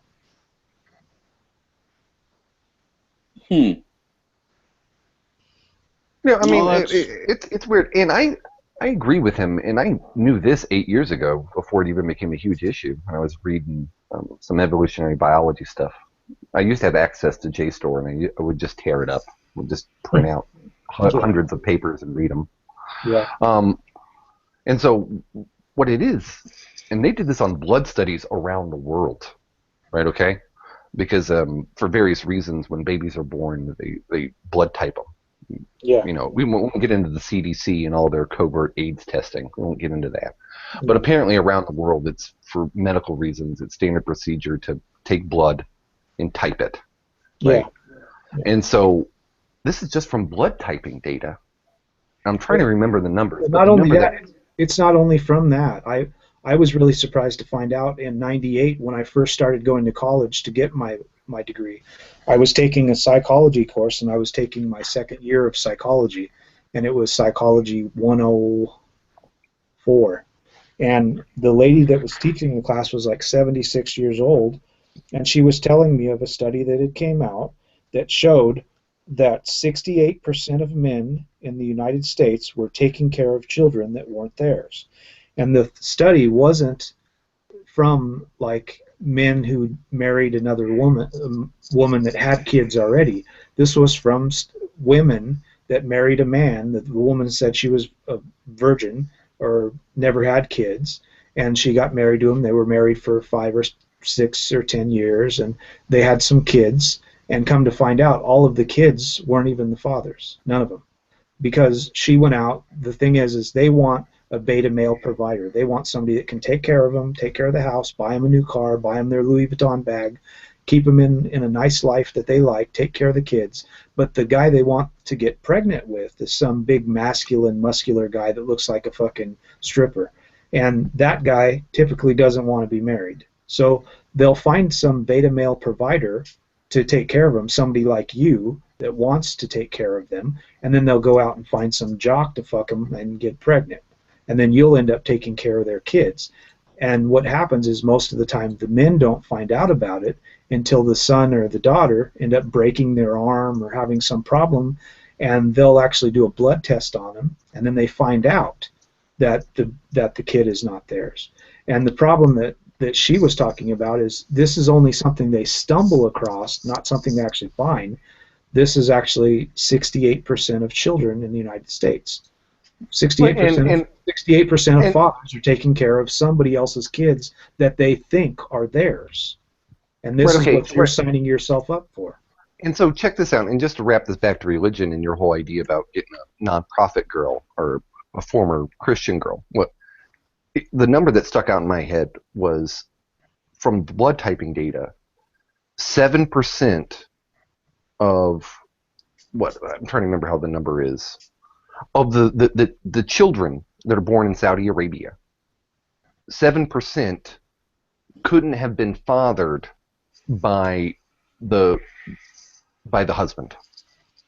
7%. Now that's small, you say, but we're talking Saudi Arabia, the most heavily controlled religious nation on the planet, where they got their pussy on 24-hour lockdown, right? And this is from blood typing data. 7%, so that means it's probably more like 10, 15%, right? Because that's just blood typing. A lot of guys have the same blood type. Yeah. Right? And so that's 7% in Saudi Arabia. And something like Germany, it jumped up to like 33%, right? And in most Western nations, it bounces between like 30 and 40%. And that's just blood type based data. And like Shi-Nu says, yeah, it probably could go as high as 2/3. Yep. But for sure, we know the bare minimum is 7%. The bare minimum, and at least a third. Yep. Well, probably a third worldwide, especially in white countries. Yeah, I'll guarantee you that the woman you're with would want to divorce you, or she would just riddle you. If when you have a child, the first thing you said to the doctor, I want to do a DNA test. And what I would do is I would do a DNA test, and as soon as the DNA test came back as the child wasn't yours, I would immediately get a divorce. Right there. Done. Over with. Right, and I think paternity testing should be mandatory. Yeah, I think it should just matter of course. Yep. And I just want to drop a little knowledge that I came across talking about Shi-Nu alluded to alpha fucks, beta bucks. Yep. He alluded to that. Now what that is the high testosterone. And I sort of did a video kind of connected to this, but I also came across another story a few days ago and I've been thinking about it. What it is that testosterone is sort of like a poison, for lack of a better term. It's a very juiced up macromolecule, very juiced up, right? It causes people to die sooner. It wears out the system, right?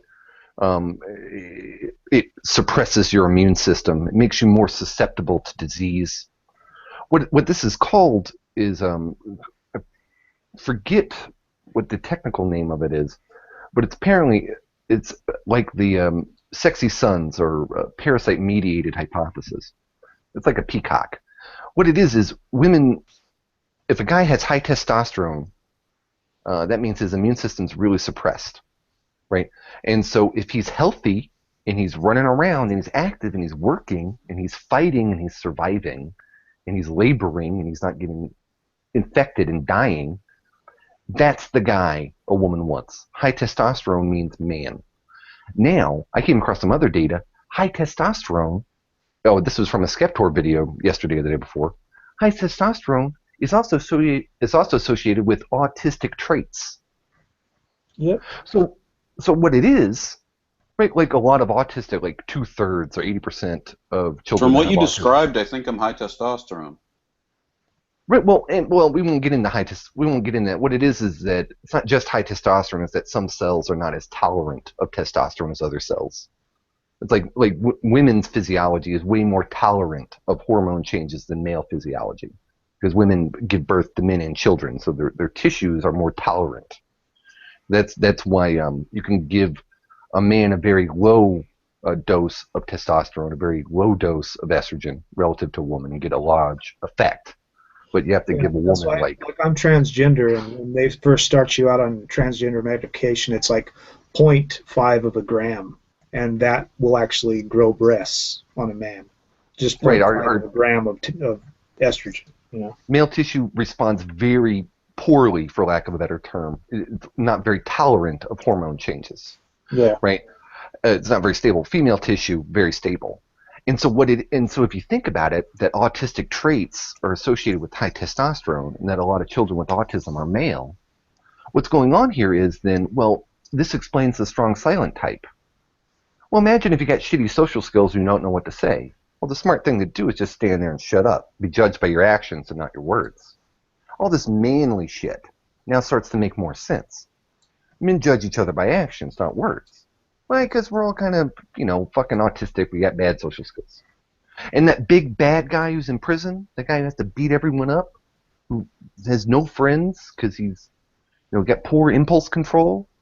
Yeah, maybe he's just also, just shitty at being an interpersonal person. And so just over a life history of being a shitty interpersonal person, he's just learned to be a criminal. It's like, well, fuck it. I don't get along with people anyway. Screw it. Mug them. Yeah. I can't convince women to have sex with me. Screw it, rape them. Right? But you sort of start seeing this sort of factoring, this sort of angle that things are going.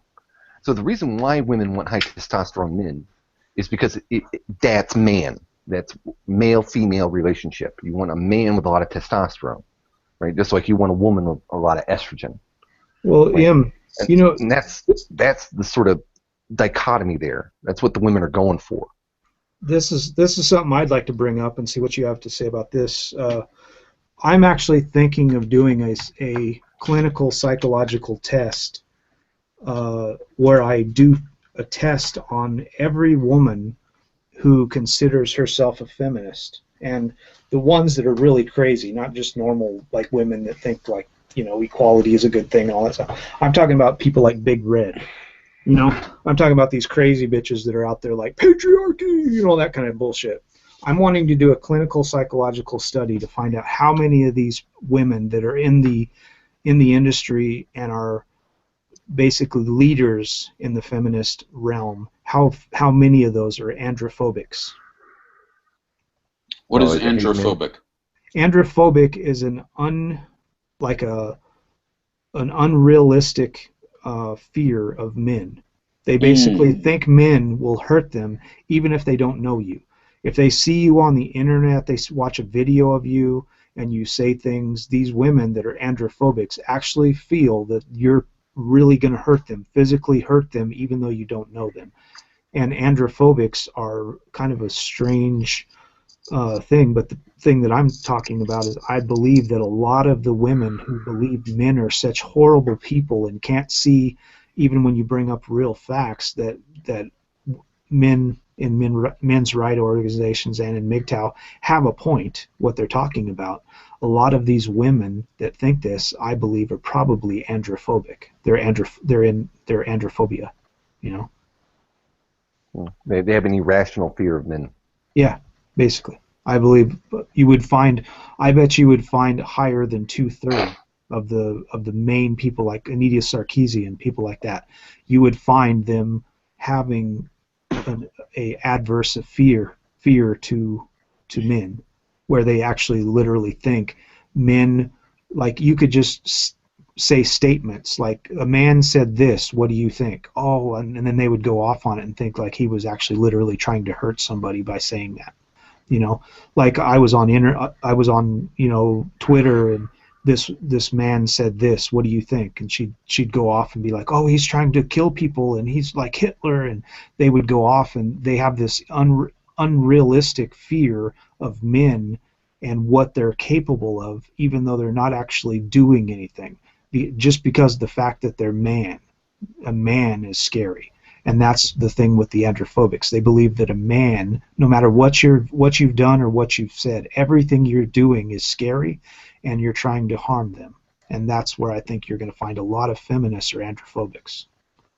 Okay, well, you said something that brought up a joke. About a year ago, I was doing that Bahar Mustafa bit that everyone's doing, and I did some research for Sargon because he beat me to the video, and I was like, oh, crap, I was going to do the videos in the middle making. He was like, well, make it anyway, man, I want to see it. So I made it anyway. And I was looking up some of the stuff that I couldn't believe. I hear a lot of good things about Sargon. Yeah, he's a good guy. I won't get into my criticisms of his making, not feminist frequency. Those Russian Deadpool. I'm mildly ticked that Sargon allowed on Russian Deadpool. Yeah. But okay. Well, that video he did with that fat girl that was in the debate society and all that shit. That shit, I wanted to smack him after watching that. But okay, so I was doing a little research on what Bahar Mustafa said, that every week 2 women are beaten to death in Britain by their partner. So yeah. I looked up the death and the mortality stuff data for Britain. Now, and this goes to his joke, and I'm sorry, I had to set it up, a hard setup. Now, 1 woman is killed a week giving birth. 2 women are killed a week in Britain by their partners. And 2 women are killed a week, beaten to death. 2 women are beaten to death by their partners. And 2 women are beaten to death by complete strangers. Yeah. Now, ladies, this says something about women, that you are just as likely to be beaten to death by your husband as you are a complete fucking stranger. Yeah, that says that women need to check their behavior. Yeah, exactly. That should make you reflect on what you're doing, not what they're doing. What are you doing to make some guy that doesn't even know you want to fucking kill you? No, not just kill you, beat you to death. Exactly. Which is very difficult. Yeah. Most guys aren't going to want to beat you to death unless you've got a fucking mouth on you and you don't know when to shut the fuck up, and you say some stupid shit and some guy just starts beating the crap out of you and kills you. You know? Yeah, that was the big story about that statistic that I never realized, that no one ever brought up but me. Yeah. I got a question about that statistic. It says that their partners beat them to death. Does it say whether their partner was male or female? Yeah. No, but the statistics do say men. That's another thing. Women beaten to death by men. Yeah. Yeah. Oh, okay. This is the thing that we find out in most of the studies and psychological studies, is that most of the spousal abuse that happens is between lesbian couples. Yeah, well, I mean, imagine 2 women living together. Jesus Christ. Women. Most of the studies that we have show that women are more violent than men, because when men hit women or when they get in fights, we've asked children, we've went to like women that are in their 16, in that area, women that have been in marriages and stuff like that. We ask men if they've ever hit a woman, or men that have actually been accused of hitting a woman. It's usually with their fists, and it's a slap or a punch or something like that, or a kick or something like that. Every time a woman says she has hit a man, it's always with an item. She's always like coming at him with a knife, with a gun, with a shoe, with a stiletto. They very rarely throw punches because they know they can't really harm him. And even little children, when you look at little children that fight, when a little girl fights with a boy, they're always going to be the ones that are going to pick up a toy or something and use an instrument to hit the boy, where a boy will just slap a girl, So women are much more violent when it comes to what happens when they get in fights. Like what you'll hear, I have one of my guys that actually used to work at at a prison, a female prison. His name's Ego Blossom, and he worked in England at a prison. And he said when you would go into the holding cells of women that had been in a fight, there was blood on the walls, on the ceilings. They are so violent. Women are just, they'll go crazy. They're much, much more violent than men, and they don't want to show that that's their nature. That's how women are. Women are much more violent. Yeah, there was that Daniel Tosh video of those two, I guess, high school girls getting in a fight, and the one girl, she was up against a bigger girl, and so I saw that video, and she had good form. Yeah. Yeah. They'll rip each other's hair out, literally out of their fucking head and shit. They'll like rip their fingernails out. They're vicious. Two guys will get in a fight and they'll just stand toe to toe and break one's nose and knock a tooth out and stuff, and then they hug afterwards and go on. Women will fucking literally try to kill each other, and they'll be bloody and gory and fucking, they'll look like they fucking, like Hannibal Lecter got to them, Right, but in that video, I think you saw it where the little girl, the smaller woman, chokes the other girl out. Yeah. Well, that's a dangerous tactic. Yeah. That could have caused an aneurysm, a stroke. Yeah. I mean, it could have killed her. Yeah. Well, that's the thing. Most women don't care. They don't care. They don't think about shit like that. When they get in fights, they just want to kill somebody, and that's how they are. A lot of guys don't realize that. I've dealt with it a lot in psychology. A lot of the women that come in are just, they're crazy. They're like psychotic. The way they talk about things, like when I sit down and I will speak with them, and they'll be like some violent child at school or something, and I'll be talking to them, and just the way they talk about other humans, and the way they talk about themselves, and the way they talk about what they did to have to come into my office to see me, I'm just like, this person's psychotic. I feel like I'm talking to like Jeffrey Dahmer or something. They're crazy. Women are just nuts. Right, and Sexy MGTOW, before his first channel got taken down, had a very brilliant thought. And I'm going to try to work through this real quick because it's connected to what we're talking about here. Now, between human beings, between men and women, there's like a 40% strength difference. Like women are 40% weaker than men. Yeah. In chimpanzees, male and female chimpanzees, the female chimpanzee is only 15% weaker. Yeah. Right. So now we go out of the world of just nature. Like chimpanzees, that's biomass symmetry. The muscle mass that female chimpanzees lose is stored or put into the reproductive tissue. Right. 15% is a good, nice trade-off. You have to remember, chimpanzee tribes or gangs go to war. And when they're at war with each other, the male and females battle for territory. So you have to have strong females, right? But they can't be, too much weaker than the men. But in humans, we have sexual choice. It's very conscious. Our sexual choice can be very frontal lobe. And so what it is that not only did we start out with the 15% weaker women from the chimps, but then we can say women made men 15% stronger because women like muscles. Women like strong men, right? Protector, worker, laborer. But then we still have a 10% that's missing. Now, Sexy was thinking about what Shi-Nu's talking about. And he was thinking, well, crap, if women select for stronger men because they want to protect her, do men select for weaker women because they don't want to get hurt? Yeah, exactly. I think that's true. Yeah, I don't think there's anything wrong with that either. Yeah, I think that's why a lot of guys, you very rarely see like when I was in college and teaching in college, there was a volleyball team. You got all the girls on the volleyball team and the basketball team, the female basketball team. These girls are like 6'4", 6'5". They are built like a guy. Most of them are on testosterone because they're on fucking steroids, and they look like a guy. They're big giant guys, and they have a really hard time finding guys to date them. Most guys don't want to date them because they're big. They look like they could kick their ass, And guys really want a feminine, petite girl because, like, even a football player, they'll be like, some 6'4" guy that's like 250 pounds, and he's with some girl that's like 5'1", and that's because that girl, even though she's 5'1", could still tear him up. If that girl gets crazy, she'll fucking rip his face off. you know. So he wants to watch out, and I think it's probably it's been bred into humans that men, that's what they do. They want to look for a woman that won't hurt them, because they know if they take a mate, the chances are that mate is going to try to kill them at some point, or at least hurt them.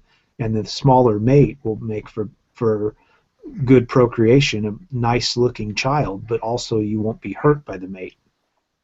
That's right. Yeah. Yeah, and it's, the whole thing about what the human evolution of selecting for weaker women. Yeah. Feminists misinterpreted this as men wanting to have women that are easier to control. Well, true, weaker people are easier for stronger people to control, but that's not why men do that. And in fact, men have to learn. Men respect equality. We really do. Men have to learn emotional control. Oh my God, it's like one of the primary foundations of being a man. Yeah. Solid emotional control. Yeah. And anyone who's had like hormone issues, anyone who's had sort of physiological issues, knows that, man, emotions can come and go for no reason. Your feelings can come and go because of hormone changes, diet, whatever the fuck, right? It may have nothing to do with the environment around you. Well, it's not only that. So, it's like things that women don't learn that men do learn, is that at a young age, men learn not to run their mouth. That's something that women never learn, because they're told, like, you can't hit a woman. Well, men at a young age, if you're running your mouth in school, somebody's going to punch you in the mouth. And you learn very quickly what you can get away with and what you can't get away with. So it kind of keeps you in check. So when you're in a relationship, or when you're around your friends, you know what you can say and what you can say to have somebody punch you in the mouth. Women don't ever get that, so they just run their mouth constantly and think they can get away with it because they're a woman. Oh, dude, and I've lived with women. Look, man, it's like I said in one of my videos, and because I worked with this one girl, and she inspired that video, I was like, I saw it just the other day.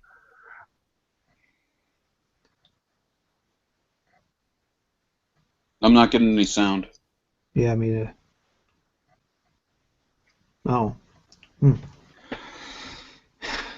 Yeah, and Mike's. I haven't heard Mike talk. And oh, there we go. Okay, you're back. Every time I start talking, you guys keep talking over me. Oh, I'm sorry. Okay. Yeah. No, we weren't getting any audio from you. Yeah. No, I muted it. Yeah. Oh no, I'm sorry. Was I just talking over you? I don't mean. I like you, Mike. I don't mean to. No, I'm not talking about now. I've had it muted for the last 10 minutes or so. Yeah. Oh. That's all right, man. Yeah. But no, that's what it is. Like, yeah, I've had a woman pull a knife on me a few times. Yeah, I've had a woman, in contradiction to what Shi-Nu said earlier, I had a woman pound on my chest. She knew I wasn't going to hit her, so she didn't feel any need to amp up the aggression. But she was just wailing on me. Yeah. And I knew I just had to tolerate it for about 3 to 5 minutes, and she would get it out of her system. And you know what I mean? Exactly. And they know that. That's the thing. That's what really sucks, is they know that they can do that. So a woman can come into a relationship and she can beat her husband, she can do whatever the fuck she wants, and she can even like throw her shoes at you, she can cut you, she can break your nose, she can break your fingers, she can break your leg, do whatever she wants, run you over with the car, and nothing's going to happen to her. They'll just say, oh, well, she's a woman, you know, they got hormones, and, you know, it's all right. But if you did that to her, you'd be in prison. No, and I knew a girl who got in a fight with her boyfriend. This was in Houston. I live in Houston. She called the cops. She admitted to the cops that she hit him. They asked, well, did he hit you? No. It's like, and the cop was confused. It's like, why'd you call me? He called his boss, whatever. I don't know what a cop's boss is called. I guess a sergeant or whatever. I don't know. He called his boss. Here it's called a sheriff. Sheriff, okay, whatever. And he called his boss, and he was like, "Hey, what do I do?" And I saw it. The boss was like, "Well, you got to arrest him." And they were like, "On what charge?" It's like, "Well, just arrest him, take him, just hold him in jail for 24 hours." And like he didn't even get a charge. It's just like the standard operating procedure is separate them. Well, if they both live in the same fucking house, and he doesn't have any money for a hotel room, well, guess what? He's going to jail. Exactly. What I thought was amazing was the cop wanted to arrest the woman because the woman just admitted to the cop that she committed an assault. Right? Yep. If I had done that, if I'd been like, yeah, I hit the dude. Well, was he threatening you? No. Did he hit you back? No. Well, I would be arrested immediately. Immediately if I said, oh, I was hitting him. Yep, that's equality. That's what equality means, and they don't understand. That's equality. But, I mean, yeah, the cop wanted to arrest the girl, and then the sergeant overheard it on the little speaker thing. The sergeant or whatever said, oh, well, she was probably defending herself anyway. And exactly. The cop just got done telling his boss that she wasn't. Yeah. But she's a woman. We can't arrest her. She's just a little girl. Yeah. That's the concepts they've set up. It's really sad that the way society has worked in their favor, and they can actually sit there, feminists can actually sit there and say that they don't have that kind of power in society. Because when you really force the issue, when you get into a conversation with a feminist and you say, look, if you think that I have some kind of status over you, that I have some agency that you don't have in society, why don't you tell me what that is? Tell me the law that gives me the authority over you. Any law. Doesn't matter what it is. They can't. They don't know. They pulled the shit out of their ass. They have no clue what they're talking about. Everything in society is set up to benefit them, not a man. And they don't want to act like that's the truth, but that is the truth. A woman can get away with almost anything in society, even murder, and she will get off just because she's a woman. A man don't even have to murder anybody. He can just be accused of murder, and he'll end up in prison for 30 years. Hey, what are you broadcasting this on? Is this live? Yeah. It's through Google. Oh, okay, through Google, okay. Yeah, it's a Google Live Hangout. So. Okay, and I don't want to waste any more of your guys' time with these questions. So no, I like what we're here for. That's what we're here for. My channel is a MGTOW channel, and I talk to a lot of people, and these videos actually help a lot of young guys that are in their teens hear this stuff and realize what real feminine nature is.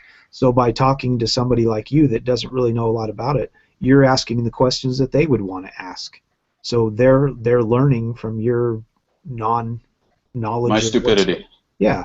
So the things that you're asking are things that a lot of these kids get on my page and ask all the time, and I have to answer.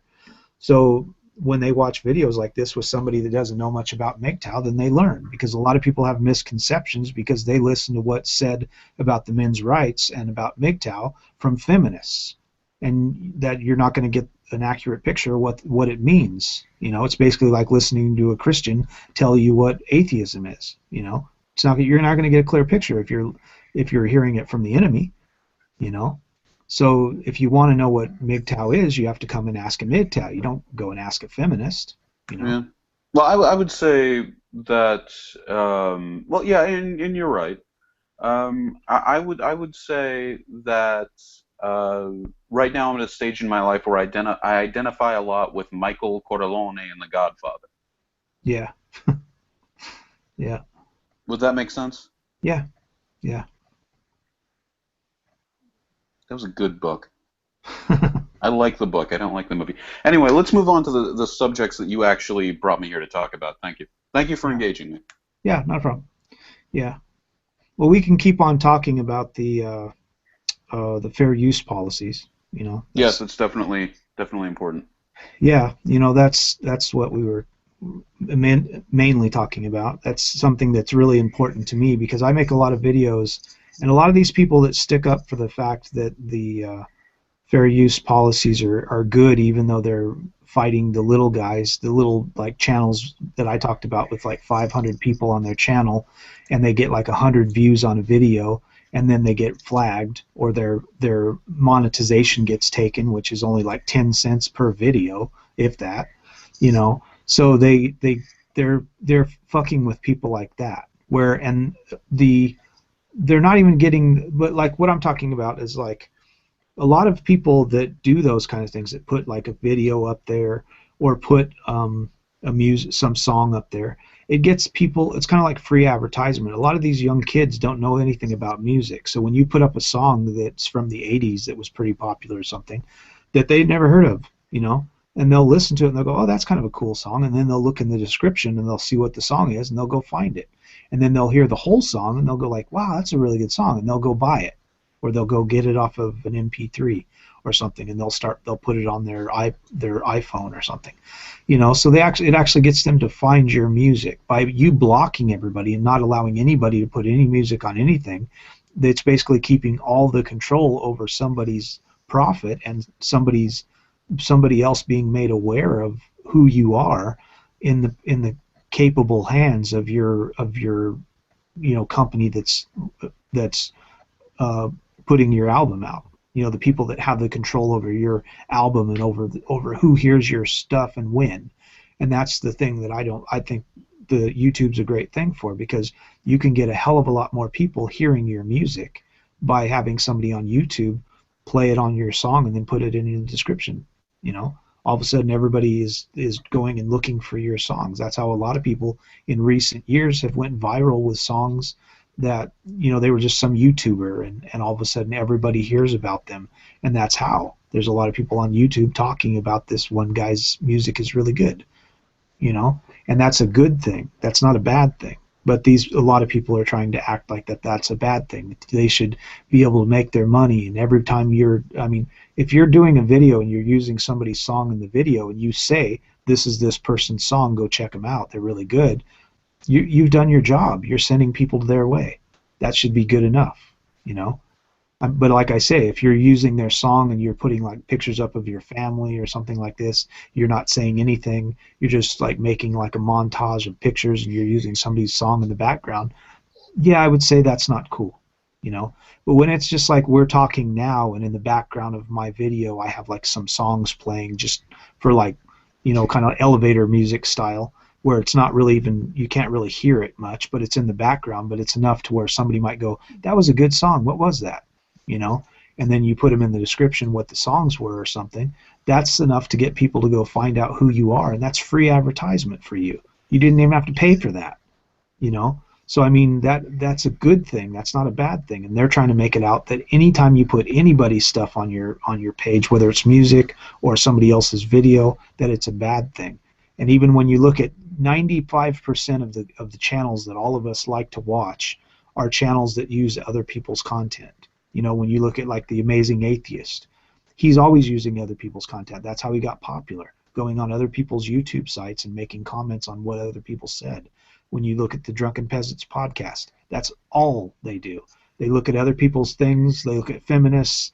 They put their entire not their entire video, but they put like a 30-second clip or a minute-and-a-half clip, and they watch people's videos, and then they just rail against them and talk stupid. You know, the Young Turks. You know, almost everybody. That's what their whole concept is on the YouTube, is looking at other people's videos, other people's music, other people's movies, and commenting on it. That's basically what they do. That's what the nightly news is about. You know, I mean, that's what humans have been doing. Ironically, for years you and can years. get DMCA'd for using a clip from the nightly news. Yeah, that's what I'm saying. It's like I think that's just human nature. You know, that's how we spread information, and that's also how we disseminate information.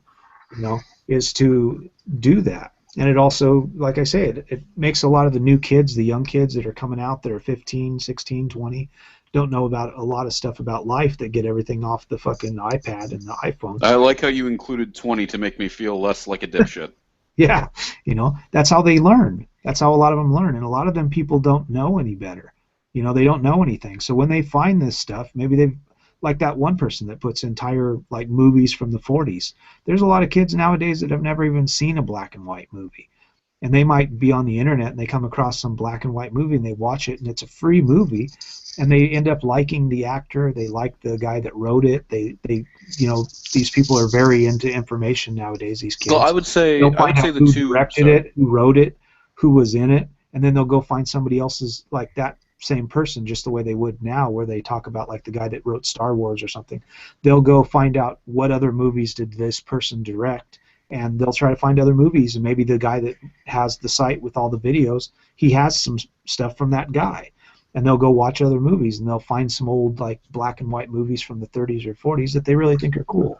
So it actually sends people to that stuff where normally it would just fade away into the distance and nobody would think about it anymore. Yeah, and sorry.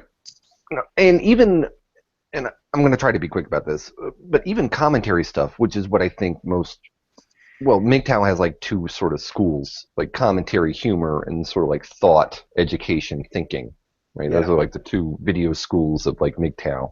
I mix both of those together. That's why I like to do that. But you know, the teardowns are very popular. Like Sparky, I didn't realize Rebecca Watson was back on YouTube till Sparky Fister was making fun of her. Oh, that's great, and I'm so glad I got a strike from an actual feminazi. I got a strike from Veronica K. Clark for using her thumbnail. God, so I just got off that like a month ago. But I'm glad that the feminist, the girl I like picking on now, she threatened to do that, but all her friends were like, well, it's kind of doing commentary. It's kind of like what YouTube is, like fair use. She understands the rules. She's not abusing them. But like to Shi-Nu's point, I don't even like her that much. But she's got more subs than me now. She jumped up like 1,000 subs after I made fun of her. Exactly. Yeah, she's got more subs than me now.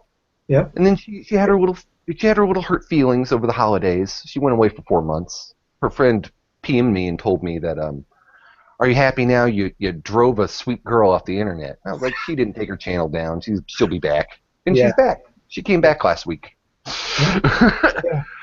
Yeah, it's free advertisement. Anytime you talk about somebody else's channel, like on The Amazing Atheist, I think he's got 700,000 subs now on The Amazing Atheist channel.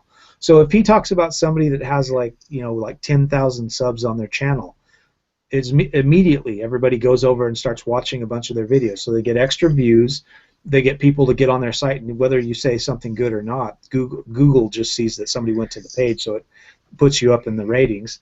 And then you obviously are going to get some people to sub to you just because they want to see what you have to say in your next video and see if you actually respond to TJ. So you're going to, by him just mentioning you for like 2 minutes in one of his videos, you might get 10,000 or even 20,000 subs out of that. So it's a good thing to have that happen. It's not a bad thing. Oh yeah, no, I've seen Sargon of Akkad shout out Hagbard, and he got shit. Hagbard Celine as a YouTuber. He went from 200 to like 1,200 subs. Hey, he jumped up 1,000 subs. I remember that. You also keep in mind Hagbard is splitting he has 2 channels, and he I always thought he just had one channel and a backup channel. That's 2 channels. Yeah. And his backup channel, he posts the same crap on his backup channel. Not crap, the same videos. I'm sorry. He does good work. He posts the same video, so he's got like 2 channels. Really, if everyone from one channel would just jump over to the other. Well, I'm subscribed to both of his channels. Yeah, so am I. Yeah, so some of them might be just the same people. Oh, Yeah. I'm almost certain, but I mean, a few of them may not be. You know what I mean? Yeah, I hear you. But yeah, I mean, I could so easily have been struck twice by the feminist if she so wanted to. But yeah, I mean, crap, if I can get a full-on strike though they from may a get all thumbnail. pissed off at you, I think some of them know that you're going to end up giving them people. They can't be stupid enough to think that if you're talking about them and you have more subs or just as many subs as them, that they might get some views out of you talking about them. So they get on it and they get all pissed off and start saying like, oh, he talked about me and he's a blah, blah, blah. You're going to get subs out of that and views, and they're going to get subs and views out of it. So that's why they like to do that. It's kind of like not really friendly banter, but they know that they're going to get subs from it, and they want to make it look like it's a bad thing when really they know it's not. Yeah, I would say, God, brain, what were you going to say? No, and I never get anything. Okay. Oh, God, I had a point to make. I'm sorry, I can't remember.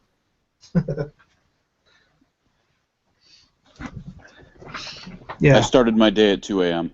Ah, yeah, it's 1:22 a.m. here. It's 10:22 a.m. here. Yeah, it's Sunday right now. But yeah, the thing is like the system has been set up where it's an unfair advantage to bigger YouTubers, you know.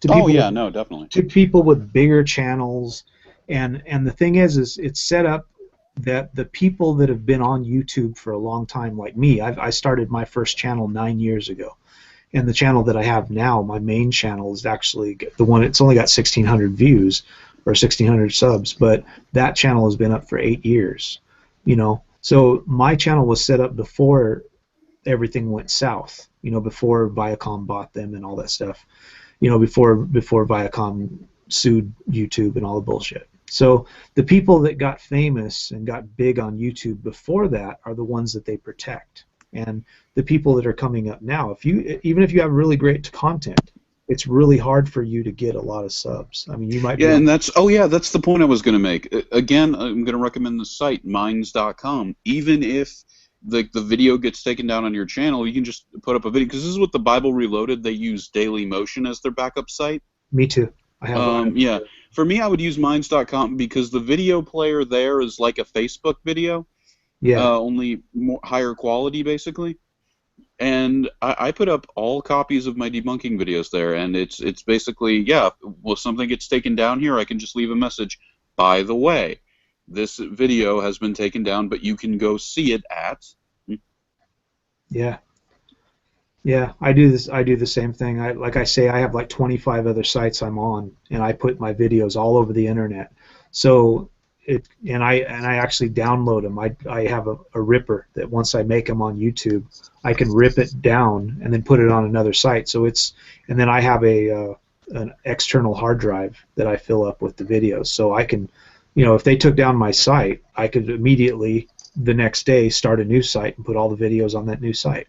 You know, so it's not really going to bother me. But a lot of guys don't have that choice. You know, a lot of people don't think that like they're going to come after me because I really haven't done anything. And that's the thing with feminism and the way the YouTube system is set up. You don't have to have done anything. They can just say that you did something. You know, if they just say you did something, they can have your channel taken down and take all your monetization and close you down for 2 months. And you can maybe be found out that you didn't do anything. And if you don't have the resources and you don't know what to do, you might just have your channel deleted for good because you don't know what to do to fight back against it. But some guys do. And a great video that explained basically all that same stuff to me was if Machinima were 100% honest with us. And that was by Gaming Wildlife. Yeah. Yeah, it's really sad to see, like, YouTube is such a big thing, and they could have been even bigger.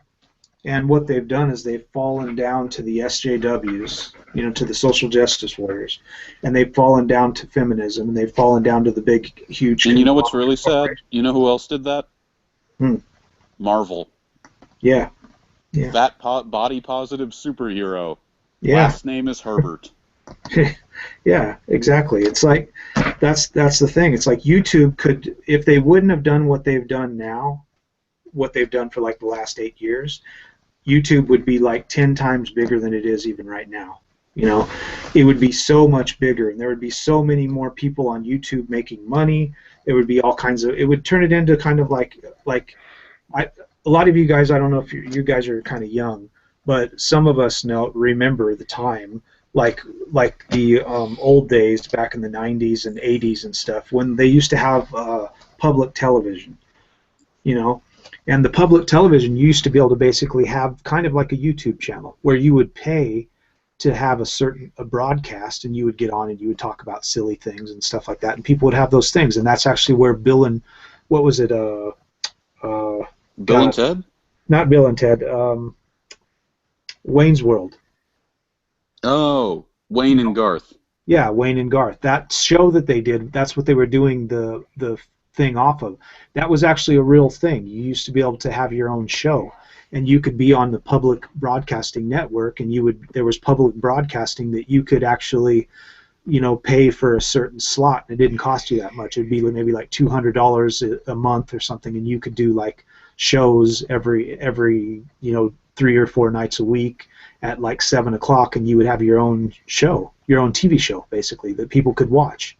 You know, and it would be completely for free, basically. But that was kind of a system that was set up, you know, and that's basically what they would have turned YouTube into. It could have been a system where there would be people like the Young Turks, kind of, where everybody could be like the Young Turks. If you wanted to have your own like channel with your own little commentaries and say all kinds of things, tons and tons of people could have done that. But they've locked it down to where only certain people can do that. They don't want everybody to be able to do that, because there's so many people in the world and so many people on YouTube that there could have been 100 Young Turks, you know, and there would be, each one of those channels would have a million subs, and they don't want that. They want to block it down to where there's only one channel like that. My God, to think only 20 years ago you could do what Al Gore tried and failed at. Exactly. Yeah. Yeah. Well, that's the thing. That's the Wayne and Garth thing. That's what they were making fun of. Is basically that system was kind of like early YouTube, where you would actually and the thing is public television was only in your area, so anybody in your area could vie for a spot, and you could go on and you could get a spot, and you could get you might have like a 10 o'clock spot on Sunday nights, and you would come up with some thing to talk about, like video games or something like that, and they would do that. They would go on, and have these things that they would talk about, and they would talk about video games, or they would talk about movies or whatever, and you weren't being paid, you didn't have any advertisements, and it was just, you'd get on there and talk for an hour, and then your channel would go off, and then somebody else would come on, and everybody paid for their own slots. And that's what they were headed for with YouTube. They could have had the same thing going on, but they've actually locked it down to where they've actually made YouTube smaller than it could be. It could have got way bigger. People could be making way more money. It could be a much more safe. Oh yeah, no, because I remember when I was like going down. It's getting worse, not better. Yeah, I remember when I was like 14 and I tried to start a YouTube channel. What I remember, like, the difference between now and then, like 6 years ago, when you could literally make your own website on YouTube. You could choose your own background wallpaper. You had the color you wanted the text to be. You had the color you wanted the subscribe button to be. And everything that you wanted, the image projection you could have was near limitless. There were a bunch of different formats you could use. Yeah, that's how my site used to be. They took all that away. They stopped us from being able to do that. You used to be able to set up your entire system in a certain way. You could set up your entire channel with a background and with like you could have like a system that you've set up that goes to your your web page and all that stuff, and you could have it all in the background and I had all that done on my channel a long time ago, and there was actually sites that handled that where you could buy it, you could get a script for free and just put it into your channel, and that would automatically make something in the background. You could even have stuff that was moving. At one point in my channel, I had like the Matrix, because what I liked about it is it's actually, if you look at the Matrix stuff, it's actually Japanese characters, So it was just green Japanese characters moving in the back of my YouTube channel. It was really cool. You know, so there was all kinds of really cool stuff you could do that to the channel, and they were getting cooler and cooler and neater, and they actually locked it down to make it actually to where YouTube was actually a less cool space to be in, and that doesn't make any sense to me, because they could have just continually got better and bigger and cooler and made it neater and neater for everybody that wanted to use the channel. And what they've done now is they've stifled it to where YouTube, eventually somebody else is going to come out with kind of a platform that's pretty close to YouTube's, and everybody's going to jump ship, and then YouTube is going to turn into MySpace. Oh yeah, I know. I mean, that's what YouTube's headed for. YouTube's headed for a MySpace. Yeah, I know. I need to get a better downloader, because I'll need to re-download all the videos that I have backups for on Minds.com. Yeah. Because I've been waiting for that, and honestly, if I had the money right now, I'd do that. Me too. I would love to work with some people, get together, and come up with a bunch of people that can come up with a system where basically we make another system just like YouTube with a much better system. Basically, yeah, and when you look at the way YouTube used to be 8 years ago, because if you set up another YouTube like that, everybody would jump ship and immediately go to this other site, you know. Yes, and you look at the bedfellows that YouTube and Facebook keeps, the likes of Mark Zuckerberg, Angela Merkel, and Anita Sarkeesian. You look at those bedfellows and you're like, yeah, this is not an orgy I want to be a part of. Exactly. Yeah. Well, that's the other thing. I think if you're going to have a big site like that, a lot of these guys get too big for their britches, you know, and they get really big and they sell out, and they sell out to some company that doesn't have the user's best interest at hand. They have their own best interest at hand. And I think part of these things, like it says it in like the things, you know, the friends and all this stuff. You're supposed to be finding people to communicate with, and it's a way for people that don't have any friends in their real life to like meet real people in other countries and other places and have kind of a friendship, you know, and it's a way for them to have that. And these people are trying to stifle that and make it to where it's harder and harder for people to find each other that may be like lamps, you know, or pencils, you know. It's making it harder and harder for those people to find each other, you know, where you're talking to your friends about lamps and everybody's like, dude, what are you talking about? Shut the fuck up, you know. So you can find people on the internet, and you can have a live hangout with 10 people in 15 different countries that like to talk about lamps, if that's what you want to do, you know. So, I mean, that's the thing. They're trying to stifle that and make it harder and harder for people, and it just doesn't make any sense to me why you would want to do that, because if you didn't do that, your site would get huger and huger and bigger to where you'll be like Facebook, where like 80% of the world's population is on fucking YouTube, you know? Yeah, and I really have been waiting for that site to come out, and it's been really annoying because everyone who's a tech, you know, in the sort of, I guess, tech journalist business has reported that this is going to happen. Like Milo Yiannopoulos has reported this, and a bunch of other people as well, Sargon of Akkad. People know that this is coming, and I'm just sick of waiting for it to come out. Yeah, well, that's the thing. A lot of people know that it's going to happen, and I think the reason why it keeps being stifled or less people are trying to work on it is because they know how big Google and YouTube are, and they know that if anybody else tried to come out with a system that mirrored some of the stuff that they used to do that made YouTube as big as it is now, that's what really sucks, is the way YouTube got to where it is now is by the way it used to be, not the way it is now. If YouTube was the way it is now, a lot of people would have never joined. Of course. So that's the thing. If a system came out the way it used to be, they would actually probably sue them and take them like to court and try to get them shut down.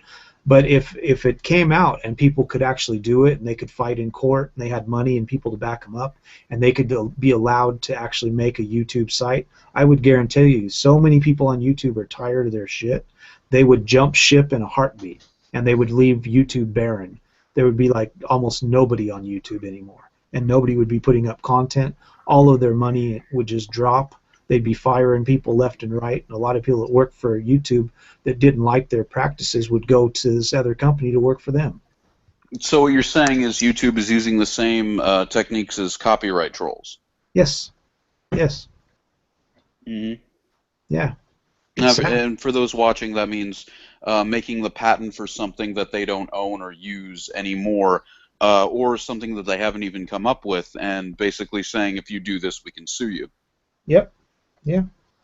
Yeah, that's why I say they're gotten too big for their britches. They're trying to make stuff that's just open source knowledge. You know, like somebody, like I say, somebody puts up a video talking about something they like. You know, like I like old classic cars. I like music, so I do a video and I'm talking about classic cars. And I go around to car shows and I take pictures of cars. A lot of people want to see shit like that. There's guys with channels like that have over 1 million subs. Yeah, and if we're going to talk about this, we might as well talk about the Fine Bros too.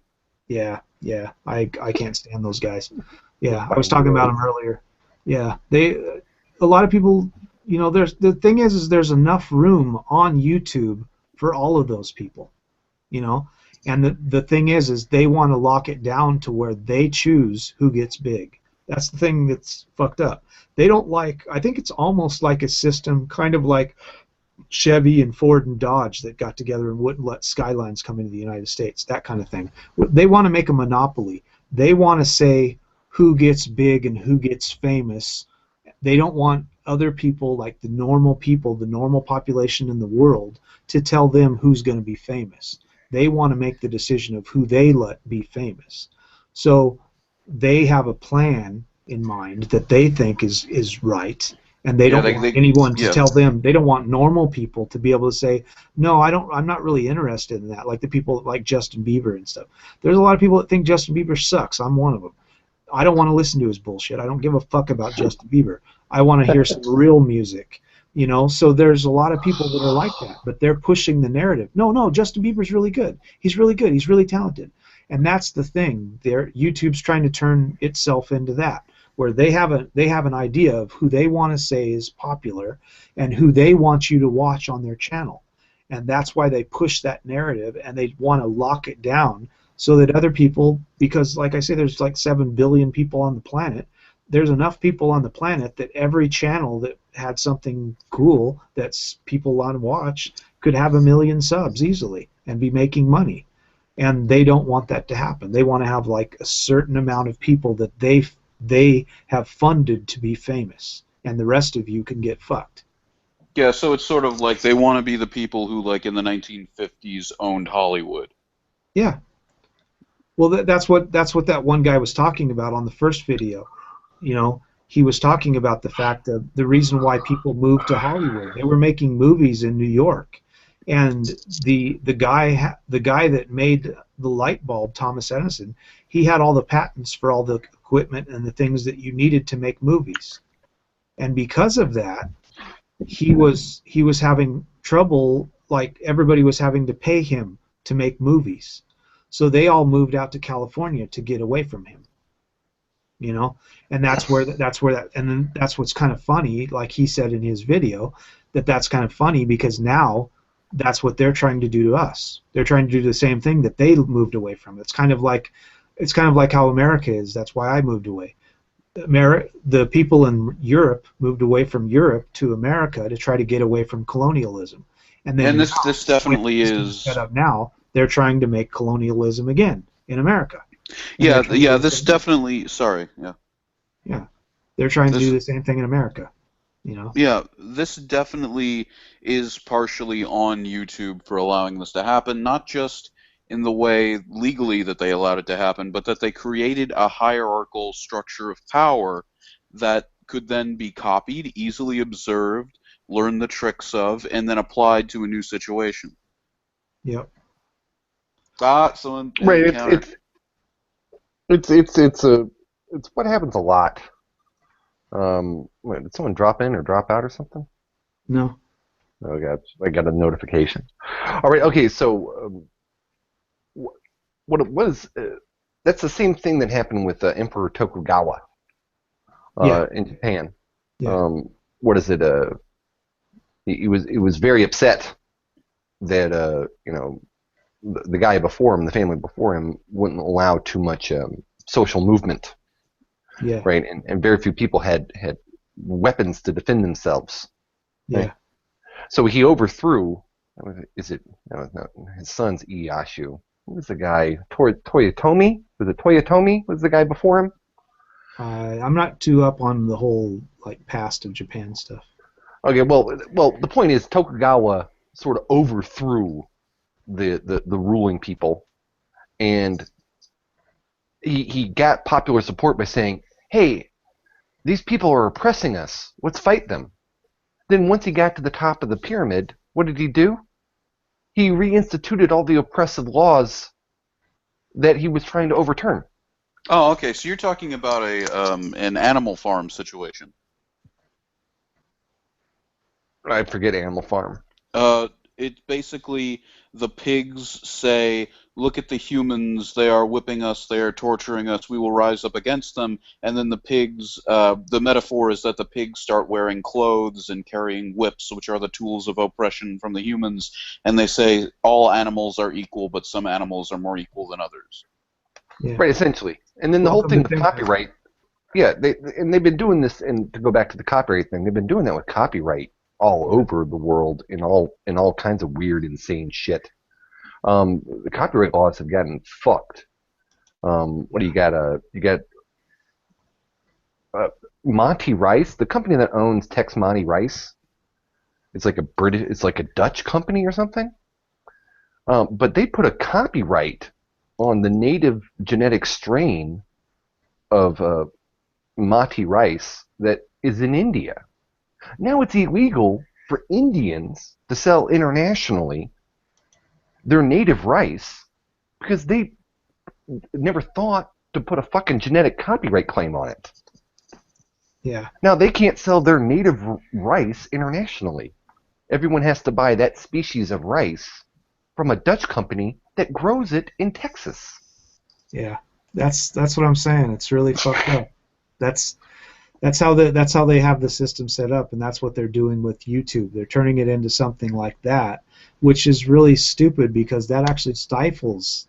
What it does is it makes one company like money, makes them famous, but it doesn't really allow those people to allow that company to get even bigger, so they would make even more money. Right. Well, copyright. Well, they knew this when they created copyright law, and what's fucked off is that corporations have spent the last 150 years slowly, inch by inch, decision by decision, undoing all the purposes of copyright law. Right. Originally, copyright law was there. It's like, well, look, we have to encourage people to make ideas, to do stuff, to invent things. So we're going to give them exclusive right to their thoughts, ideas, inventions, and music and shit for a set period of time. 7 to 14 years, depending on what category of copyright your idea or whatever falls under, right? But you weren't supposed to live off that forever, right? You had max 14 years, and then it went out off copyright, went out into the public domain, right? Hey, wheel, great idea. You got 14 years of you being the only dude who gets to sell the wheel. After 14 years, we all get to sell wheel. Yep. Right? Because, hey, that was a good idea, you get 14 years. But you can't have one fucking good idea and live the rest of your life on that. What happens is corporations, that was the important part about corporations or people decision. It wasn't just about campaign finance. What it is now corporations can have copyrights for up to 99 years. Yeah. And then sometimes they can have them in perpetuity. Right? Yep. If the corporate person, the person known as the corporation, funded a bunch of researchers and they sort of discovered like a cure for whatever, polio. It's already done. But, they discover a cure for disease. Right? They have a lock on that cure now for at least a century. And all that's going to have to happen now after the corporations or people decision is, it's like, well, fuck. Just remove the 99 years. Yep. Just no upper limit. Yeah, and you know what's fucked up? even if we repealed America United, you know who's going to do the same thing to us? The government. Yep. I'm kind of sad Mike dropped out. Yeah, even if we repealed Americans United, which is the bill that, America United, which was the bill that gave corporations the same free speech as people, the government would be able to socialize businesses because that's the bill that stops them from socializing businesses, and would be able to screw the people just that much out of their money. And would it be better? Yeah, only slightly, and the long-term ramifications would be much worse. But it's just a nightmare because no matter which way you slice it, this system that we have right now, I don't want to say it's broken. I don't want to say it's unfixable, but it needs to be fixed. Well, the problem is it's never going to be fixed because they don't want it to be fixed. It's making them money. And as long as it's making them money, they'll let it get as bad as it has to get. They don't even care. They'll let us get completely fucked, channels being shut, because the overall totality of it is that there's so many people on YouTube that these little content creators, even if you have 100,000 or 400,000 subs, that's nothing to them. They don't give a fuck. So if your channel gets shut down and you don't have anybody to fight for, and you don't know how to get your channel back, and you've lost all your subs and you have to create a new channel, they really don't give a fuck. They only care if they're getting money, and there's enough people on the internet that are still getting money for them, and that's why they don't really care. They're never going to change unless somebody does something. That's why I think the hashtag, the hashtag that we have, is getting where it needs to be, because we can look. You mean where's the fair use? Yeah, we can look at the Fine Brothers and show that we can actually do something. Oh yeah, no, I supported Mundane Matt's thing on that. If you unite, that's the only way. Yeah. You know, you have to unite. Sorry. Yeah, and I supported Mundane Matt's thing on that. I think I advertised for it on Facebook. What's that thing called? Because I just know that I signed up for it and it sends it somewhere. It'll be in this Thunderclap. Yeah, it'll be in this video. I'm going to put all the relative stuff for this video in the description box for anybody that wants to see it. Yeah, and I think the answer to that is sadly what we need right now is to give. And the reason I say sadly is what we need to do right now is give the little guy a sword. And when you give people who are oppressed swords, they tend to be overwhelmingly cruel. But then we find a way to take away the swords and give everyone shields. No one needs to be given a weapon to destroy the other person's content. What we need is to give everyone a defense to keep their content. Yeah. Is the analogy okay? Yeah. Well, that's the thing that I was talking about on my video. Is we need to stop having the companies. The companies seem to think, for some reason, that they need to be protected from us. What needs to happen is all of the laws that are set in place need to protect us from them. That's the problem that we have. Like all the companies that are allowing the Earth to be completely trashed, and all these huge, massive companies have paid to make laws to protect them from us, so they can do whatever the fuck they want, and because they have all the money, then they are protected. And that's the opposite that it should be. We should be able to say, look, that big company is ruining our water, and we should be able to say they can't do that because of the law. So they can't do something just because they have money to fuck with our lives as humans. So that's the problem that I see with YouTube, is they have these laws set in place that they're trying to say these huge multinational conglomerate companies that are making movies and making music need to be protected from you and me, which only have 1,600 subs on our channel and maybe 1,000 views on a video.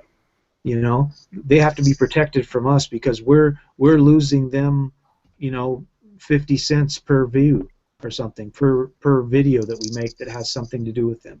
And it's important to remember, people say don't punch down. Well, I say you can punch in any direction you want, but everyone deserves a shield. Exactly. And here's the thing also with that is, God, you see again, because if we use Sony, for instance, as an example, say you use a clip from the Sam Raimi Spider-Man films, okay? Is that fair? Yeah. Good example so far? Yeah. Okay. What we need to understand one thing. If they can afford to screw out employees by putting them in dead-end jobs, and Fox News does this to their employees too, if they don't want you around, they're not going to let you, they're not going to fire you. What they're going to do is give you a workload that sends you in a spiral of hell and basically forces you to quit. Yeah. And if you don't quit after they'll send you out to Florida to the fucking beach and have you report on the hurricane that's coming. Yeah. You know? Yeah, and they'll do that for 4 to 5 years, and if you don't give up, then they'll fire you and give you your final paycheck. And I am the kind of guy who would stick around and like, no. You think you can make my life hell? No. This is not possible. Anyway, yeah, exactly. My life is hell. Fuck you. Yeah. Yeah.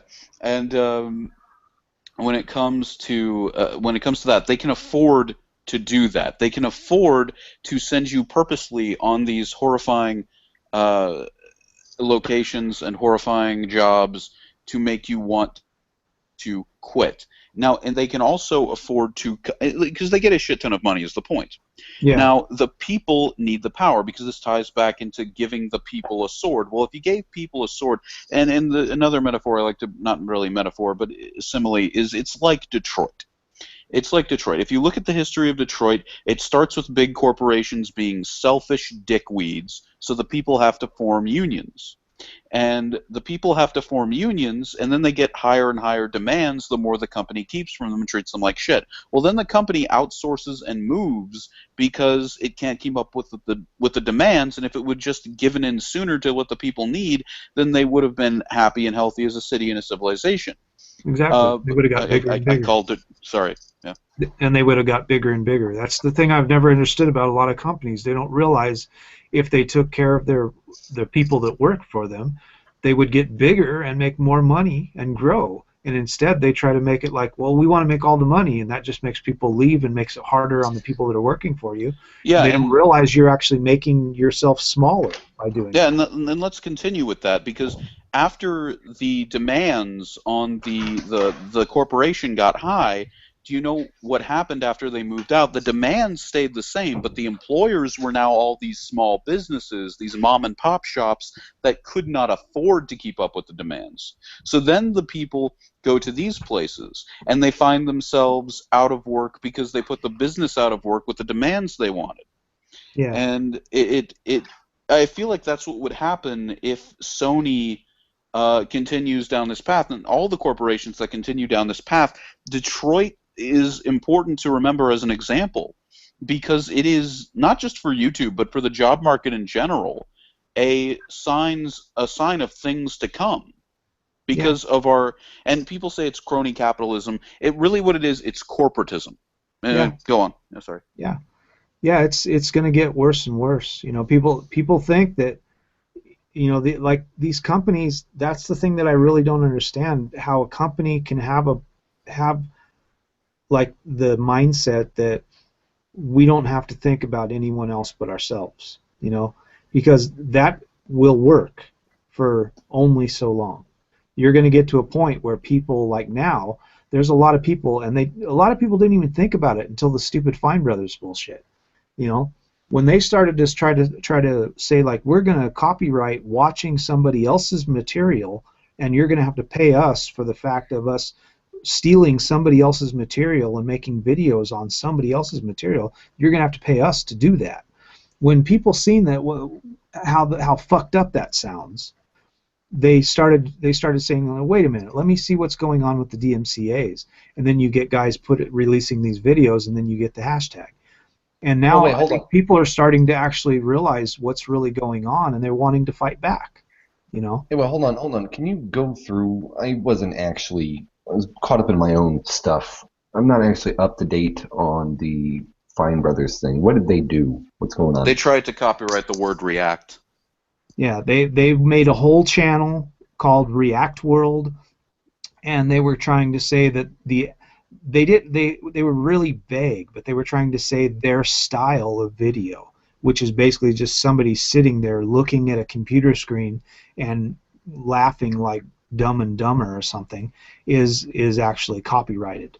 So they made it very vague to where anybody that was doing React videos, they could go, and they were already doing it. They were running around the internet DMCAing people. and saying that you were using their style and their kind of content by them. They would put out a video about something, react, and then other people would make out videos too that said the same thing. So they were claiming that they, well, didn't invent that methodology, but they were the first to copyright the methodology. Yeah, they were going to try to copyright it, and people got fucking pissed. And there was all these bots that were running around. It was really hilarious because I actually looked at their channel before all this went down, and they had 5.7 million subs. 15.7 million subs is what they had. And I started going around and doing my videos and talking about the Fine Brothers, and I did a bunch of stuff. And there was these people coming on my site that I think were from YouTube, and they were trying to run interference. And they were saying, oh, no, they only had 14.2, you know. And then I went on this other site. I have this other site that I was on that I looked at the last 90 days, and they're basically channels on YouTube that have lost the most subs in the last 90 days. Well, on that, it says they've only have 13.4, and it says they've only lost like 300,000 subs. And the fact is they've lost 2.2 million subs. And that they're trying to make it look not as bad as it is, because they've actually lost an entire TYT network, you know. Oh yeah, no, they also use bot accounts to try to make up for it. Yeah, they've got all these people. They're trying to run interference, but the thing is they've paid, I believe, that they paid to get their site that as big as it is, because their site would never be as big as it is. It's not really that big of a deal. It's like people watching a video, or like they'll have old people that come on and they react to like a Slipknot video or something. It's not that, I mean, it's funny, but I've never really watched a lot of their videos, but it's not something that you're going to get 16 or 15 million subs off of. You know, maybe a couple, 3 million, something like that, maybe. So I think the problem that they're having is a lot of their subs and a lot of their views and a lot of all that stuff was paid for. And the problem that they're having is the people that are leaving their site are actual subs, people that actually watch their videos. Because even though they have almost 16 million subs, when you look at their videos, they have like 2 million views, you know, which is a common thing that you'll see on people that have paid for subs and paid for views and all that stuff. You'll see that the actual views on their videos are not very much, as opposed to what they have as real people, you know. So I think the problem that they're having, and the reason why they're so freaked out, is that they're actually losing real subs, not the ones that they paid for, you know. And that's freaking them out. And that's what I'm saying. We have the power to change YouTube, but everybody has to get together. We can't fight over like, oh, well, it's a good thing that they have the DMCA claims and blah, blah, blah. If everybody realizes that it doesn't matter if you've done anything on your channel or not, you can have some feminists come on your channel and flag it, and all they got to do is get 3 or 4 of their feminist friends together and flag you all at once, and you're only allowed to fight 3 claims at once. After you get 6 or 7, your channel's shut down for 30 days, and you have to fight the 3 claims. Once you're done with the 3 claims, then you have to fight 3 more. And your channel may be down for 4 months, 5 months, you know. And they can do that whether you've done anything on your channel or not, you know. And they don't realize that that's the system they've set up. And they don't care whether that's a fucked up system or not, because they still make money. And they're going to still have 1 billion people on their site loading videos every day, and they don't care if you're gone, you know. So that's what this is about. If people got together like they did with the Fine Brothers, and everybody started like doing videos where, like, you know, it was a trending topic where like 60% of the videos on YouTube in 1 week were all hashtag WTFU, they would be like, what the fuck is going on with this WTFU thing? And they would start like freaking out because it's on Twitter, it's trending on Facebook, everybody's got it going all over. I'm putting it on all my sites every day. So if it starts trending, and with the thunderclap, when you do the thunderclap, that's basically like everybody that gets on there on one day at the same time, they have a multi-channel thing that gets sent out where it's basically just like everybody's servers at the same time hits that, you know, what the fuck, you know, where's the fair use, you know, immediately, like all at once, where there might be like, you know, 60 million at the same time. And that's where you get them to realize, like, we aren't going to stand for it. But people have to stand together, and that's something hard to get kids to do nowadays. nobody wants to stand together. Everybody's got their own idea of what should and shouldn't be done, and because they're doing that, everybody's getting fucked. Oh yeah, yeah.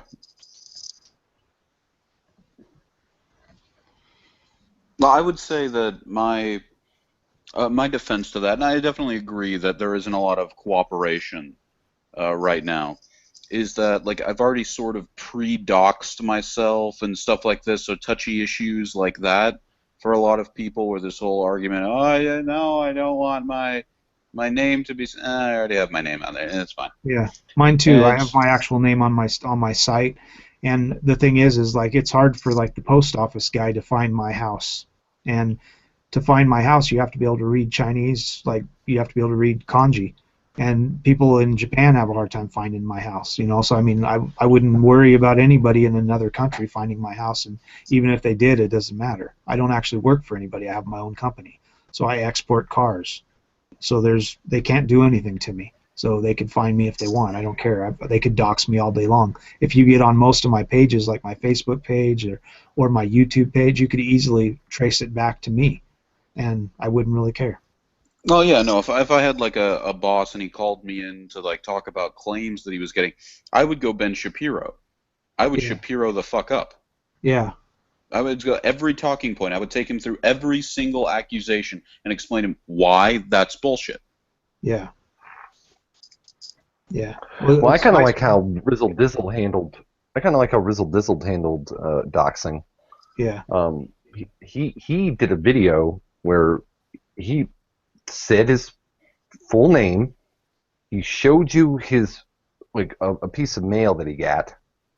Right. He was like, "Here's my street address. Here's my zip code." And he was like, "And if any of you crazy people want to come visit me, just know I'm at the end of the hall. The people next to me are a very nice Asian family. Don't bother them. And don't mess with the lady across the hall. I'm at the end of the hall. I'm at the end. And if you want to come by and be crazy and have some beer with me, I dare you. Come on, do it." Yeah, Rizzle Dizzle, pretty much. Yeah, I like the way Thunderfoot did it too when he had those people. He's doing some really amazing research, and he's actually the only one in his field doing it, and he's like doing some really amazing research. And his company that he works for, where he works in nuclear physics and shit, would never fire him.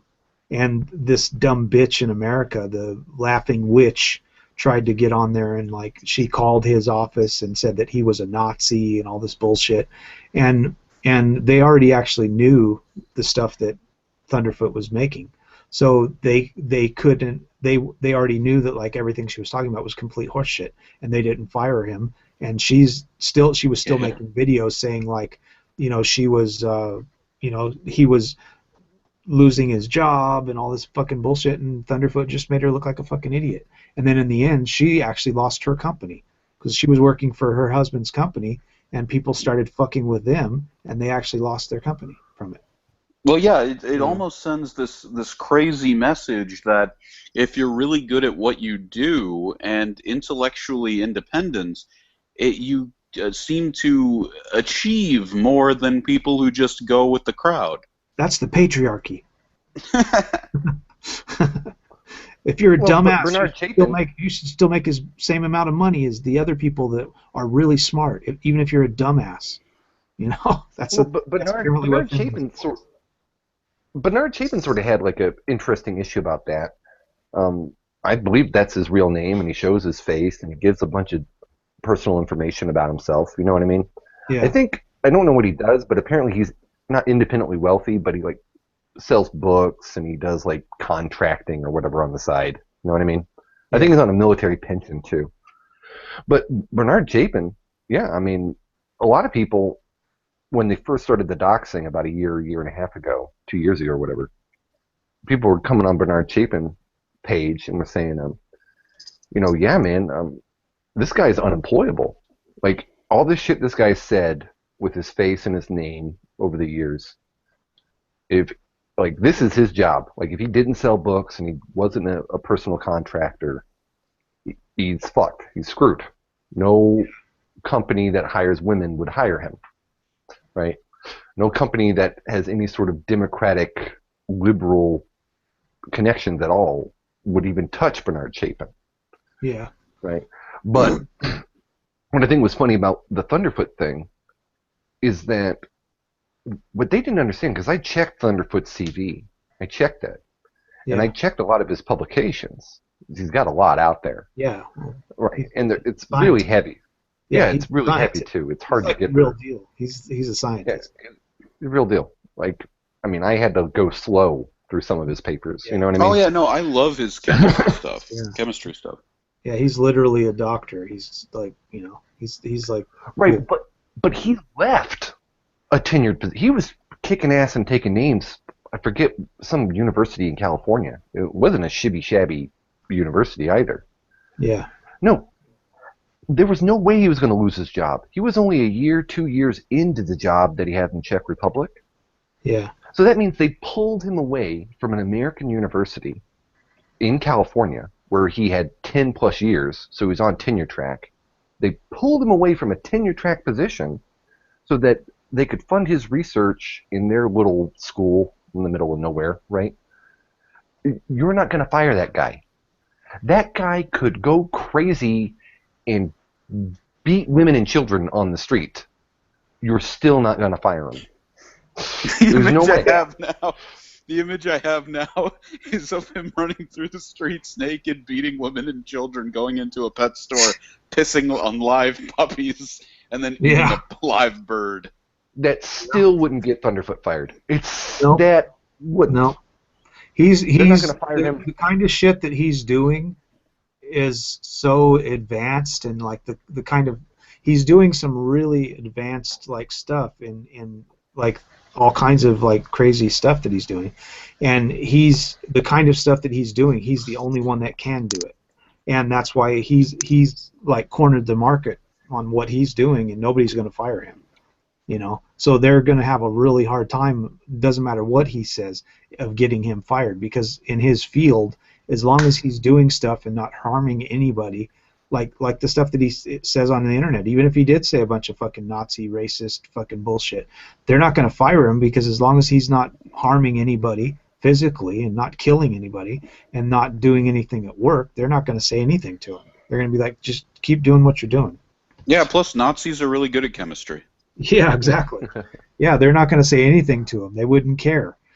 As long as he's doing his job and he's doing a really good job of it, they would probably be just like, don't worry about it. Don't worry about it. Yeah, if I ran a gun store and found out one of my employees was a Black Panther, I'd be like, this is good. This is credentials. Yeah. Yeah. Yeah. It's just good for business, when some black guy comes in and he's like, oh, go talk to him, and he's like, he's a Black Panther. He'll deal with you. He'll give you a good deal on a gun. Well, I mean, I know a little bit about the research world. Yeah. And what it is when you pull a guy like that from a situation like that, that's at least a 4 or 5 year commitment, at least. And you're looking to get at least 2 papers out of his ass. Oh, yeah. And they're good papers. They're good, and you want research results. Yeah, if they even fathom letting him go ever, it's going to be after he drops like $1 million plus discovery. It's going to be after he publishes something in the journal Science. Yeah. It's going to be after that. Yeah, exactly. That's the thing. I think that's the problem with a lot of the feminists, is like I say, like how they're looking for men and they're looking for husbands and stuff. They don't understand the concept of a man.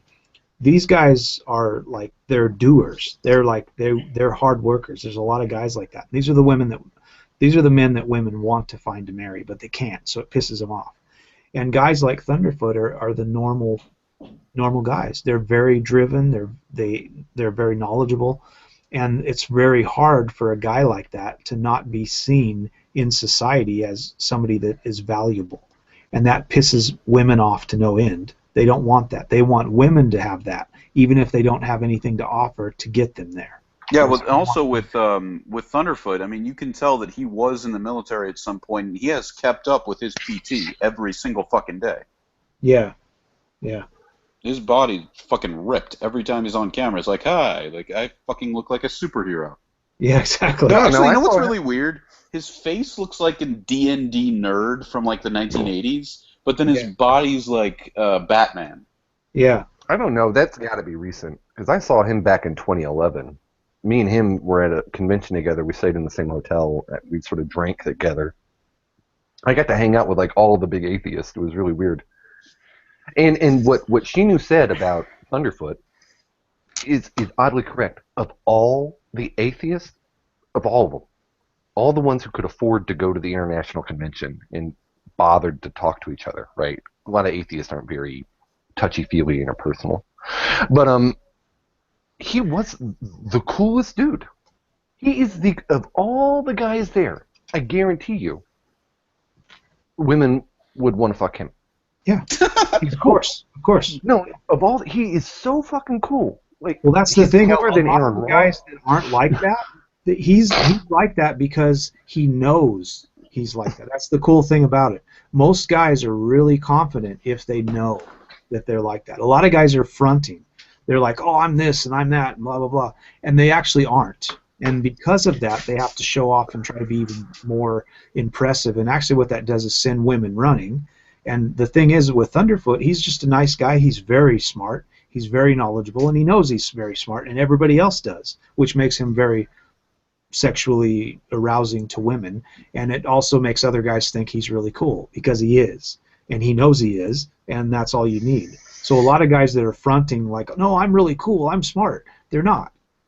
And they can't do the work to be like him.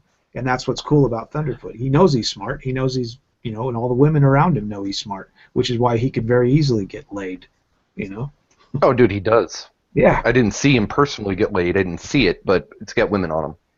Yeah. You sensed it in the air. Yeah. Oh, dude, Oh, dude, and PZ Myers is a total tool. PZ Myers is a total tool. Aaron Raw has just got his wife attached to him. Which he's a male feminine. So, I talk a lot on my channel about stupid smart people, and Aaron Raw's one of those where he speaks so well about atheism, but then you get him into these certain areas. Usually when I talk to people, I try to get them out of their comfort zone, and I get them away from things that they talk about normally that makes them sound smart. Because if you can get somebody to talk about something that they think they know about, but they're not very smart about, that's when you can find out how smart they really are. And when you talk to Aaron Raw about religion, he's a very smart guy. But as soon as you start talking to him about feminism, he's a very dumb guy. And he starts talking about the wage gap and how women have it bad in society and all this bullshit. And it's because he's married and his wife is a feminist. So he's actually a stupid smart person, Well, see, here's to support something you said. Of all the people I talked to, Thunderfoot was the one guy who didn't really mention anything that would sound, and this is going to sound weird, the sentence, but he was the only one who didn't say anything that seemed overly smart. He was the only one who didn't seem to have any airs about him. Yeah. In fact, he was pretty much, we're all atheists. He was like, we're all on the same page here. Yeah. Why are we preaching to the choir, so to speak? You know what I mean? Well, and this is how cool he is. But I saw, judge a man by his actions, right? Here's how down to earth and bro Thunderfoot is, right? And I might get him in trouble on this. I saw him, because when you look at him, you don't think he's got a lot of money. And maybe he does, maybe he doesn't. I don't know. Well, he's being paid a lot of money to do what he does. He's getting all kinds of people paying him. Well, yeah, as far as how you carry... Sorry. No, I just want to finish it up real quick. Here's what I saw him do that makes that thought all weird, makes him down to earth.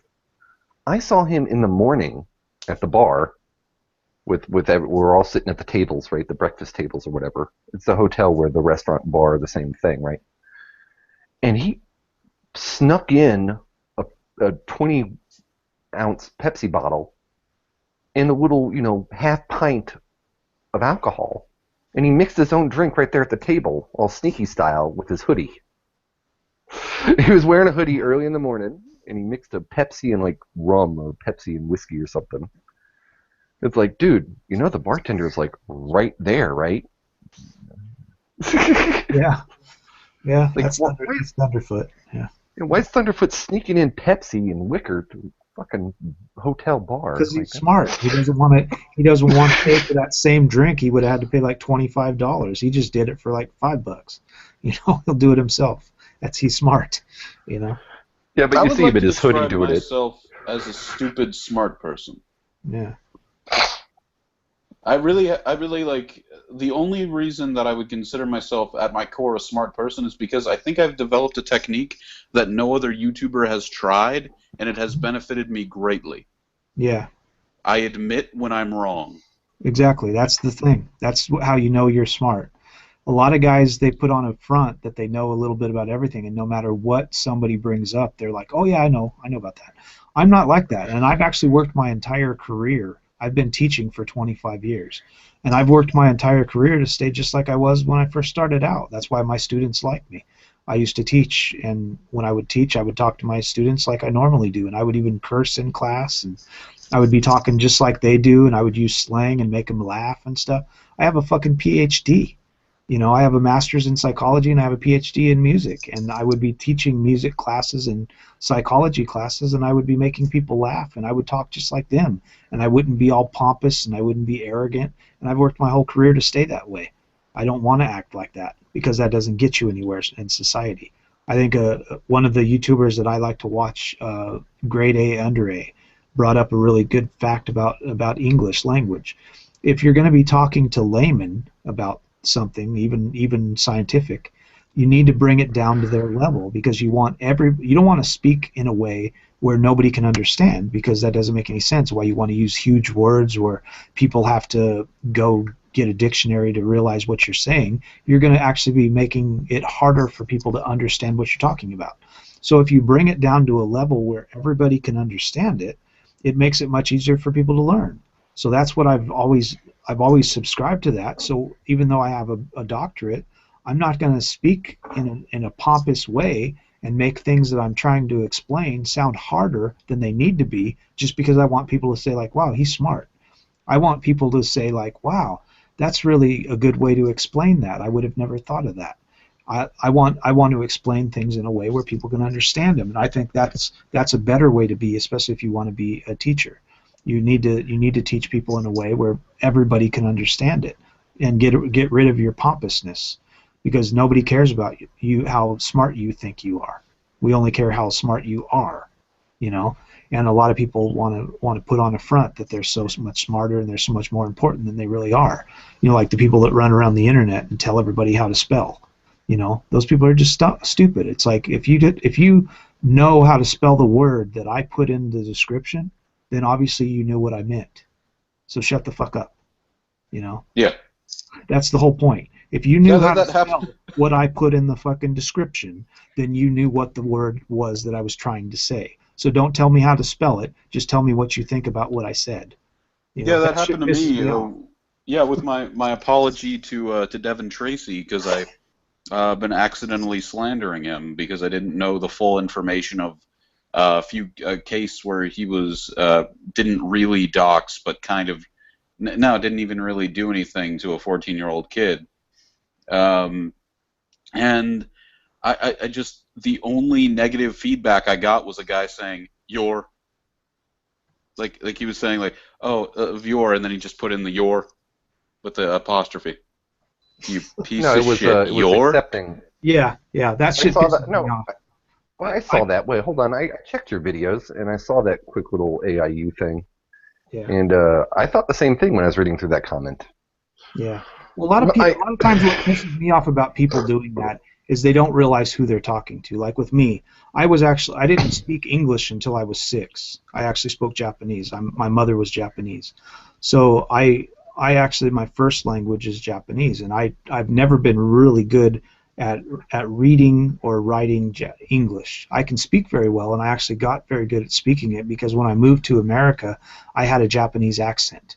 And all the kids were making fun of me in school and all this stuff. So I had to actually learn how to speak, and I actually changed my voice. And it's kind of funny because if you hear me talk to Japanese people in English in Japan, I change my voice, and my voice actually changes to have a Japanese accent. But I actually got really good at like that so that I wouldn't be made fun of. But it's still hard for me to write in English even though I have a PhD. I love spell check. So when I'm writing on the internet, you can't always tell who you're talking to just because they misspell something, you know. Because like I have a PhD, but that doesn't mean I'm not going to write some comment and be pissed off and write it really quickly, and then my spell check, because it's a Japanese computer, doesn't spell check English very well, and a lot of times, like 80% of the time, I have to go to Google and find the word and then go back and retype it in English. You know, so sometimes I just get pissed off and I'm like, fuck it, I just write something really quick and push send, and then half the shit's misspelled, you know. So, but the thing is when they come back and they say something about what you talked about, and then they quote like something that you said and then tell you how to spell it, but then still make a reference about what you talked about. They obviously understand what you typed and what you meant.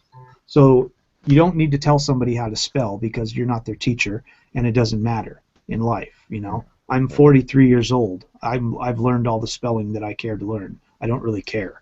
You know, so if you understand what I'm talking about, then answer me and act like I'm a human.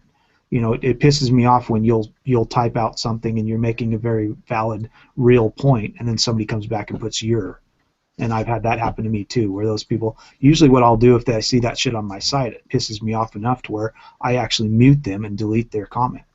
You know, I won't actually block them. I'll just like mute them and delete their comment so that they can't get on my page and do that to my people who are watching my videos, because those people are fucking assholes. I hate those fucking like grammar Nazis.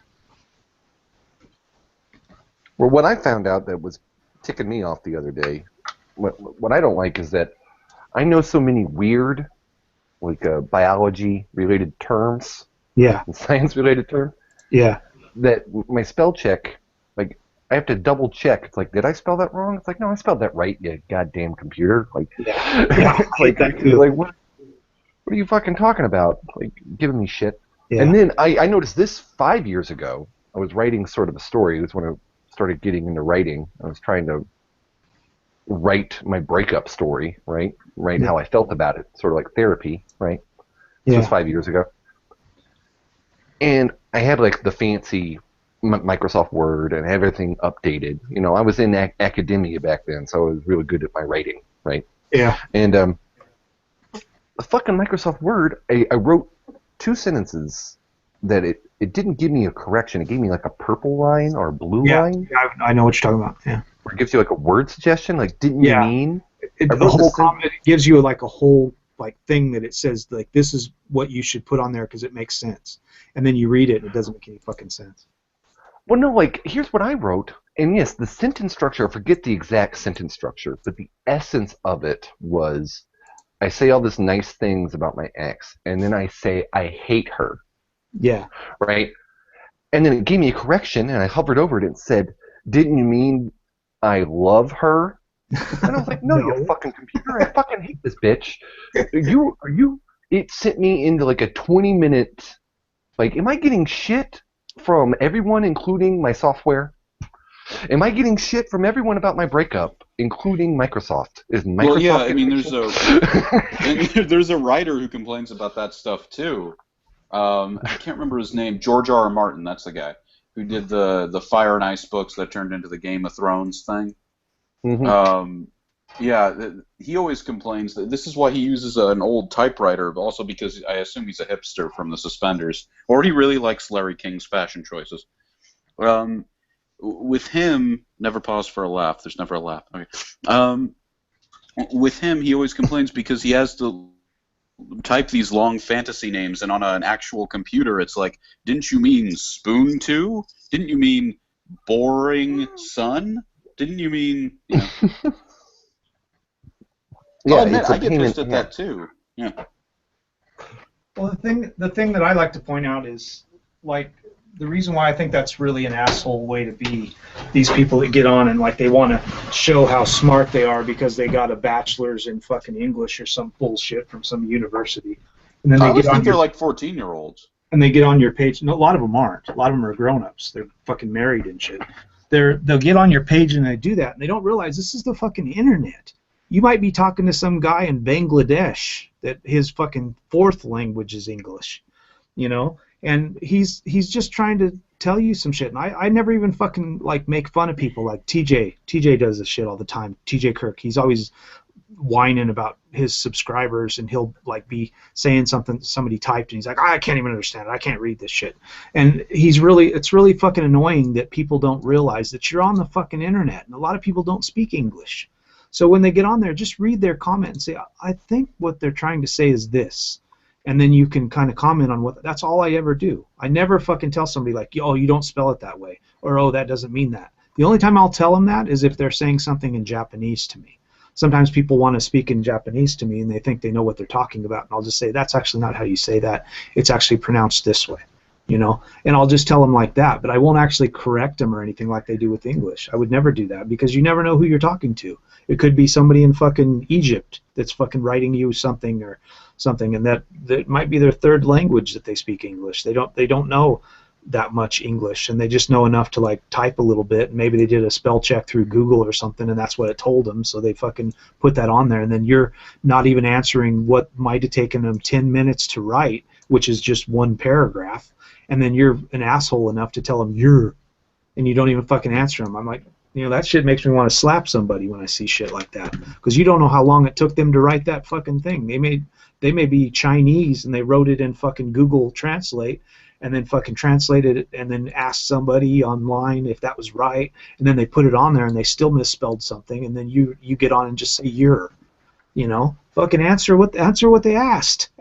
Answer their question. You know, quit treating them like shit. I hate people like that.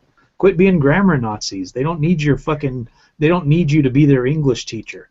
Just answer what they asked, or comment on what they said. Treat them like a human being. You know? Yeah. That shit always pisses me off, because like I say, English isn't my first language, and it's not a lot of people's first language. You know, like when you're talking to people in Mexico or France, or like even like Canada. You might be talking to people in Canada from Quebec, and their first language is French. You know, so they're online talking to you, and they say, oh, they're Canadian. Then you're like, oh, well, they know English then. You know, and they're talking to you, and then they misspell something, and you put your on there. Their second language is fucking English. Maybe even their third. Maybe they speak French and German, and then they speak fucking English. You know, and then they've said something, and you don't even answer back because they didn't put the right your or the right there or something. It's like, come on, man. Treat people like a fucking human. If you understood what they said, then that's all that needs to be. You know, you don't need to worry about that. You know, like if somebody misspells, they didn't notice, and they put no, and instead of K-N-O-W, they just put N-O, and stuff like that. You know, you don't have to go back and say no. By reading the conversation, you meant, oh, they mean no like K-N-O-W. So you already know what they were talking about. You don't have to point that out to them. They don't. Well, hold on. I read a comment just the other day that I couldn't figure out. Either they were typing wrong or something. Yeah. No. Sometimes it is necessary. Yeah. I don't tell them to spell it right. Sometimes if they do that and I can't understand what they're saying, I'll just write back, and I'm like, could you say right? I don't understand what you're talking about, or something like that. But I won't say it in an asshole way. I'll just be like, I don't understand what you meant in this, and maybe they'll write it again, or they'll look at what they said, because I won't be able to figure out what they're talking about. But I don't get on there and tell them like, you misspelled this word, and I don't have any idea what you're talking about because this doesn't make any sense. Blah, you know, you fucking idiot. And, you know, some people do that. Some people get on and do that, and it's like, come on, you're being a fucking asshole for no reason. You know. Well, I'll ask people to clarify. Like and that's why I noticed it when somebody did it to what's our buddy's name here, Logic. Yeah. When someone did Logic it to Tree, yeah. Logic Tree, when someone did it to Logic Tree on his AIU apology, I noticed it. The reason why I noticed it is because a year and a half ago, I was reading a comment section, and someone said, I believe the phrasing was yada yada yada, expecting of her. And I was like, well, either you're expecting her, and the of was the error, or you're accepting of her. Yeah. What are you talking about? Yeah. They never clarify what they're talking about. The only time I like when they do that is sometimes I misspell my on my videos. I'll put like the title of the video, and my like I say, my computer doesn't know what the fuck I'm talking about because it's Japanese. So I'll sometimes put things in there, and I think that looks close. It looks like I think that's right. And then like it'll only be up for 10 minutes, and somebody will jump on my page and just say really nicely because they know how I feel about this. A lot of my subs. They'll get on there and they'll just be like, I think you meant this, and I'll look and I'll be like, oh yeah, thanks, that's what I meant, and then I get on my thing and I change the word, So yeah, I'm no longer that grammar Nazi I don't mind when they do that when they're doing something and it's nice, but when you can tell the difference between somebody just realizing you don't know how to spell that or you didn't mean that and saying like you're a fucking stupid ass, why'd you put that? There's a big difference in those two statements. Now that one's uncreative. You're a stupid ass. Yeah, exactly. Like you should have used a bigger word there. You have a PhD. It's like I don't fucking care. What are you talking about? I teach music. Well, no, I'm just saying, just because I've had a lot of experience with very specific wording of very specific things, that if I can't specifically follow what you're saying at every step, my brain's like, what the hell? Like, I have to think about what you're saying now? Like, what? Yeah. You're supposed to have thought about it before you wrote it. You got to realize you're all over the world. You're on the internet. So when you're talking to people, like sometimes I'll get on these podcasts and I'll have people from 7 or 8 other countries. And a lot of the people that are on my thing their first language, even their second language is in English. So you just got to deal with it. Sometimes you talk to people, and when they're talking, you can't even understand what they're talking about because their language, their skills in English isn't even that great. So I'll tell them, just type it in the sidebar, and then they'll type it, and I'll be like, oh yeah, I understand what you're talking about, So, you can. There's a way to do it and not be an asshole about it, But some people, they just don't know how to do anything but be an asshole. If you're not perfect at English and you didn't have a master's degree in English or something, then you're I've got to tear you down and make you feel like shit. And that's just, I think that people like that are just horrible, Oh, yeah. Because there's no reason for that, There's no reason for that, especially when you're on the internet. I understand if you're in a podcast with like 6 people from the town you live in, but that's not the case ever. You'll be lucky if you're on a podcast with 1 person from your state, let alone even your country, like you're talking to somebody right now that lives in Japan. So I mean, that's usually how podcasts are. So you can't expect somebody that lives in other countries to know your language as well as you do, Well, yeah, of course. But I will like to point out that I am in a hangout right now with someone who does live in my town. Yeah, exactly. Yeah. Oh yeah, no, we live in Houston, right? Yeah. Yeah. Yeah. H-Town. Yeah. God, I'm sorry. It's like 1 square block of suburb, and then everything else. I mean, no, it's 1 square block of city, and everything else is suburb. Yeah. Because I would like to dispel this myth right now. Can we please just dispel the myth that suburbs mean less crime? Yeah, exactly. Yeah, Houston that's where all the guys go to steal people's shit and take your bikes and stuff. They're going to the suburbs to do it. Yeah, it's just ridiculous because I just find it to be so stupid because there are benefits to being in the country. There are benefits to being in the city. But neither of those benefits and all of those problems are found in the suburb. Yeah. Well, most people that live in the inner city usually will go out. I mean, like 85% of the home invasions are in fucking like suburbs. Because that's where people go to fucking, like, they know those people probably have a job and they're fucking working all day long, so they can go during the day and break into their house. What's funny, in outermost West Houston, in Logic Tree will probably know this, the Katy area. Mm-hmm. The Katy area won't allow metro buses to go out there. They won't allow anything but the park and rides to go out there. Yeah, I remember I went there for elementary, Katy Creative Arts, and it was. I know it sounds like a retard school. We would have to drive 30 minutes to get there, and there was no bus to come pick you up. Right. No, and the reason why they do that, and a taxi driver was explaining it to me because I had to take a taxi back from Katy once. I was like, man, I have to take a taxi? And they were like, yeah, they won't let the buses run out here because with bus lines comes crime. Oh, Jesus. People are so dumb. Yeah. That's like the cause and effect. You know, they're always looking at they are equating the bus with crime, and that's not the case. That's not like people aren't going to come to your town on a bus and then rob you, go break into your place and rob you, and then go back on the bus. That's stupid. Well, I think what they were thinking is the homeless people. But the funny thing is, where I was working in Katy, I saw homeless people. Yeah.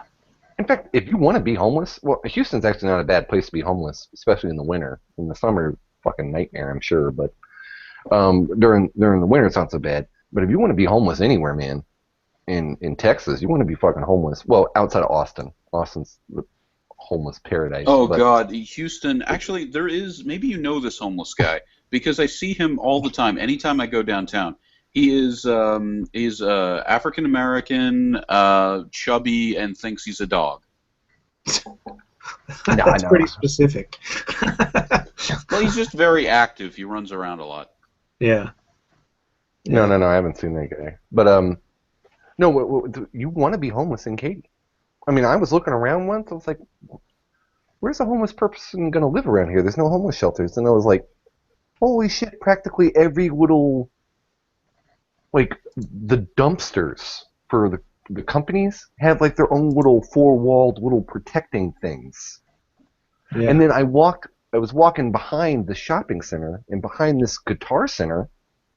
The Guitar Center employees had apparently pulled their dumpster out of its little four-wall little room. Yeah. Right? And they'd put couches and shit. That's cool. I was like, shit, like, that's like a pretty much a fucking room. It's a free room. You got a free room if you're homeless in Katy. Free room behind the Guitar Center. And that is one thing I will say, because you can say a lot about how Texas has given in to a lot of the bad parts of conservatism and a lot of the bad parts of just the right wing in general. But that's just a matter of a fact, is that this state, you're not going to find hypocrites here. You're not going to find people, because what we're talking about, that is actually one of the benefits of republicanism, because it creates an environment where charity is necessary. Yeah. Well, it's true. I mean, I actually haven't lived. I actually lived a lot of other places, but I don't know. I do like the Texas solidarity and the Texas sort of sense of forthrightness. Right. Of course, there's like layers to it. There's a Southern hospitality, which is sort of almost like Islamic in its sort of nature. You have to be nice to people. Hey, you want a drink? You want to sit on my porch? You want to hang out? Brother has a good point. But you do not get involved in someone's personal business. You can hang out and sip lemonade on my porch with me, but you can't come in my home. Don't ask me anything about my wife or my kids. You know what I mean? Yeah. I hear you. Very formal barriers. But when Texans want to be nice to you, they're honestly nice to you. Yeah, no, I know that because I was like a weird piece of shit growing up. Sorry, I'm getting an echo. Yeah, whose computer's doing that?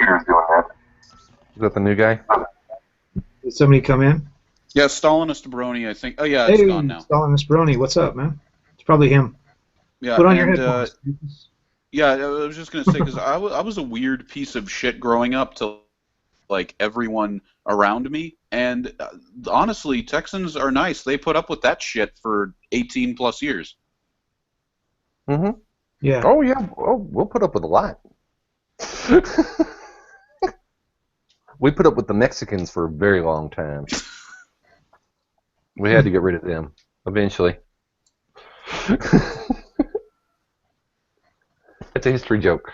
It's not a racist joke. That's a history joke. It's a Texas history joke. I know. It's a joke. Remember the Alamo, but like just the 800 comments coming. Yeah. Every time somebody says "Remember the Alamo," the only thing I remember is Ozzy Osbourne. I'll be honest, my first thought is of cigarettes, and I live in Texas. My brain immediately goes from the Alamo to the Yellow Rose of Texas. Yeah. Because that was a better tactic. I like that tactic better. Use the pussy as distraction. Yeah. Not the men. Not the men in the fort. That's the lovely feminist mindset, man. That's what they do. They use the pussy. Pussy will get you every time. Well, Santa Ana That's wasn't always going the downfall of every man in history. Has always been a woman, and it's always the pussy. You can take down anybody, any emperor, anything you want by just throwing a little pussy at them. It worked. It worked in San Jacinto. Yep, it works everywhere. It always has. It always has. The Roman Empire was brought down by women. The Egyptian Empire. You know, everybody can be brought down with a little bit of pussy. You know, the Roman Empire, totally not brought down by the Germans or anything. No. It was women. Yeah. Wasn't the Germans. Yeah. No. Or the Parthians, or like, you know, anything like that. Yeah. Yeah, you look at history and you'll see that like a lot of times it was somebody like slept with somebody's wife and somebody else didn't like it, and then they started getting all pissed off and they fought. Somebody had a girl that they wanted to date or wanted to marry, and somebody else didn't want them to, and they fought over it, and then they actually fought so much over the pussy that they actually lost their entire wealth and their entire empire, and both of them fell from trying to fight over some pussy, you know? I think you have a very limited view of history. Yeah. I think it has way more to do with land and money than it does pussy. Just saying. The land and money is there to feed the pussy. Exactly. That's all. It's always about the pussy. You follow the money, okay, you follow the pussy, and wherever you find the pussy, you'll find everybody's money. It's a biological argument. Yeah.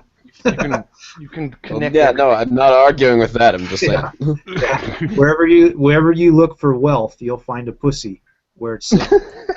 You know, guaranteed. You'll find wherever the wealth is in the world, you'll find it at the beck and call of a female. It's true. Yeah, that's the way it's always been. That's what's funny about their whole patriarchy myth, is like every time you find a woman, you will find where all of the control is, all of everything in society is being controlled, even if it's like they don't do it like right up front. They never do. They never are like, you know, controlling in a way where everybody can see that they're controlling. They're controlling in a way where it's kind of behind the scenes, where they're very manipulative and they act like they're not controlling. Like, oh no, it's, you know, you have free will and you can do whatever you want and all this stuff. Oh yeah, no, you see that with Canada right now. Yeah, it's all behind the scenes, and it always has been, and they have always had the power. But they always play that like, oh no, we don't have the power. It's all the guys. All the guys are the ones in power. And they do it kind of, I think they do it on purpose, because they want us to think we have power when really we don't have any power. Well, I don't know. I think that kind of sounds like the opposite of the patriarchy myth. Yeah. That's what he said that. Well, that's the thing. It is. The thing is their idea of the patriarchy myth is a myth, but what we're talking about isn't a myth. What we're talking about is reality, and it has been reality for over 4,000 years in society. Women have always well, then you dominated. you definitely need to specify who they is, because they gets very broad. Well, it doesn't get broad. It's women. They.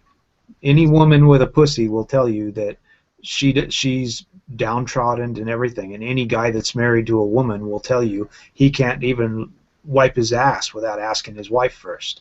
Any guy will tell you that's married or that has been married for any period of time that he is not in control of his family life, and he's not in control of his life anymore. His entire life is dedicated to her and her needs, what she wants, and he has to ask for permission to sneeze. And that's control, and that's how society has always been. And it always will be that way, and they'll continue to push the narrative that no, women have it harder than men, and they never have had it harder than men, you know. Yeah, well, no, here's a Karen funny Strong thing. talks about that a lot. How she talked about back in the 1800s when guys would be married and their wife would beat them up, they would take them around the town on the back of a donkey backwards, and then they would throw lettuce at him and cabbage for getting beat up by his wife. But then if he beat up his wife, which because it's a catch-22, if he did hit his wife, then they would put him in the center of the square and they would beat him up. So either way, he couldn't beat his wife and he couldn't be beat by his wife. So he was ridiculed either way. Right, and here's the kind of funny thing. Like years ago, I was reading this environmental psychology book. Right, environmental psychology is weird, but one of the studies that they were citing in it was how sort of men-women view ownership of the home and family dynamics differently. And they had like sort of Jews. I don't know how they did it, but they studied Jews. It was weird that it was in the section. And they're saying how the different men and women groups reacted to certain things, right? And so what was funny is when you ask Jewish men, like, is this your home? 100% of them will go yes, right? And then when you ask Jewish men, who is sort of rules your home? Like that's your home, you own it, right? You agree that that's your home. That's not your wife's home. Yep, you paid for it. Like who runs it? Like what space is in it is yours? And they go, none. What space in it is your wife's? All of it. And then they ask the Jewish women, whose house is it? The Jewish women say, oh, it's my husband's house. But when they ask the Jewish women, what space in it is yours? The women all go to the kitchen. Yeah. So the women honestly believe that, or at least that's what they report. Oh no, it's my space. I'm the wife. I'm in the kitchen. I guess they're talking like traditional Jews, like Orthodox Jews. Yeah. She honestly thinks that's her kitchen, and that's all she gets. All she gets is the kitchen. That's her brain. And the husband realizes everything is hers. That's everything is hers. So she's going to tell you she's the victim. She's going to tell you, because that's what she thinks. But in reality, that's not true at all. Yeah. Yeah. Because the man who owns the house. That's the whole point of feminism, is they don't realize that they have the control, and they want to play the victim, and in actuality, they have all of the control, and they always have had. Right, it's absurd when the guy who knows he owns the house is telling you that's your house. We both agree I own it, but you that's yours. But then when you ask the woman, she goes, no, it's not. I only have the kitchen. It's like that's how screwed up it is. Yeah. All I have in my life is I have to cook for my husband. And then they're like, well, who bought you the car that you drive the kids to school in? My husband. Well, who bought you all of the stuff that you're using to take care of the house, all the things to like vacuum with and all the things like that? My husband. Who paid the electric? Who paid the water? Who paid the internet that you're getting on while your husband is out working? My husband did. And they don't think like everything that makes their life what it is and gives them a nice life is got by a man. You're using the man to make you have a nice life, and then you have the guts and the audacity to pretend you're a victim. Well, and then I think what Logic Tree was trying to get to earlier is that, and I think this is what someone was saying in another hangout, actually, Optimus Christ and, my goodness, I forget who that other guy is, James, said, what is it, men would just like to be appreciated, right? Yeah, and pretty much. All the husband would really like for women to do is to acknowledge that he's providing, that women aren't using. See, here's the sort of word dynamic, the sort of thinking dynamic that needs to change. Women need to stop thinking that they're being used, stop thinking that they're using men, and realize that they're being provided for. I'm giving you this home. I'm giving you this food. I'm giving you this car. And what men want in return for this is not just sex, right? That's what a lot of women reduce it to. What it is acceptance, love, appreciation. And that's what women failed to do across the board, even feminism. And I came up with this 2 years ago before I started making videos. Yeah, I was in this comment section of this, the fact-based feminists or the factual feminists or whatever. Mm-hmm. And this woman was going on this like rant about, respect, and I had to list all the crap that men have done and all the crap that men have given women. You wanted to have sex without consequences of pregnancy. We invented the fucking birth control pill. You wanted to, not be on the pill, so we gave you the diaphragm. You wanted, hey, not use the diaphragm. We changed abortion laws. You wanted to work in nice buildings. We built you a house. We built you offices. We invented air conditioning. All this stuff we did to make women happy. Yeah. And I said, and you want respect now too? You Exactly. want respect?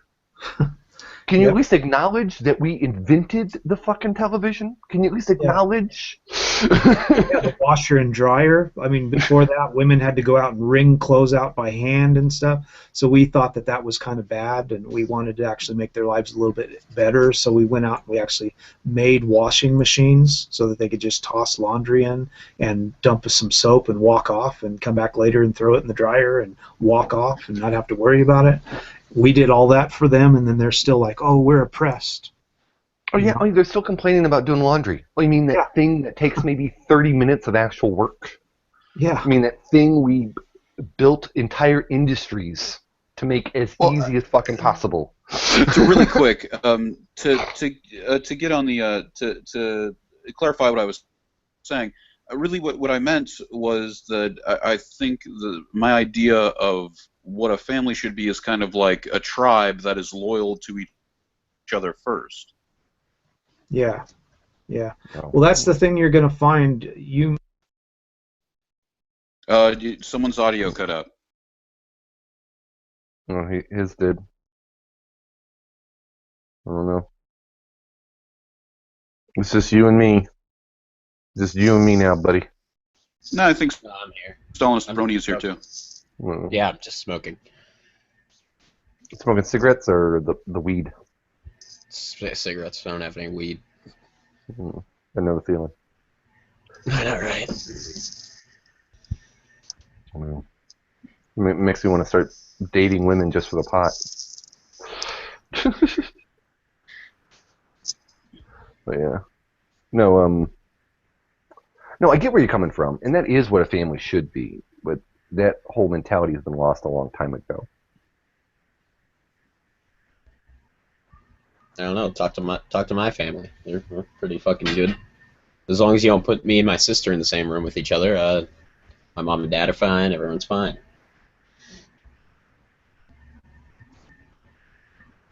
I suppose we have to be though in the current situation, but Yeah, Stalin Brony, I never asked you. Did you do that artwork yourself? No. Oh. Someone else did it for me. Well, they're very talented. Yeah, I know. I'm not talented. I'm just some angry person on the internet. You're talented at that. I know, right? I'm the best at being really angry on the internet.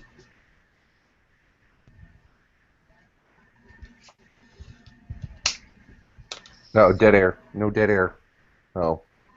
Three guys. Hey, it's why John just starts screaming about dead air. Damn. All right, so I recently got recommended this is a very popular YouTuber by a friend on Facebook who I might be doing a SWTOR Let's Play with. They're called the Yogcast, the Yogscast. That's not one YouTuber. That's like 16 or something. Oh yeah, no, I know that there's 16 different Yogscast channels. Yeah, I know that it's Jesse Cox and Wow Krendor. I know those two. Lewis and Simon, Sips, Jin, Rithian, Hannah. That's all I can think of off the top of my head. That was weird. My computer turned off automatically. Sips is my favorite. Go watch Sips. Sips is the best. It might have overheated. Yeah. I was talking about stuff. Oh, sorry. I was talking about feminism and stuff. Maybe that's why went off. You know, it's very weird. Whatever.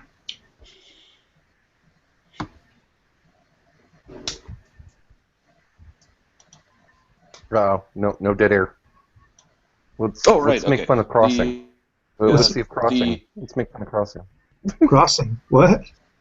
Crossing Ways is in your chat. I want to see. Oh, really? Yeah. Well, maybe he might still be there or not. I'm not sure. Yeah, I don't know if she is or not. Yeah. Yeah. Is she in the? She's in the chat on the YouTube page. Yeah, and at least she was. Okay. Yeah, the playlist I was recommended is their Minecraft Let's Play, and it's Minecraft Part 1: How to Survive the First Night.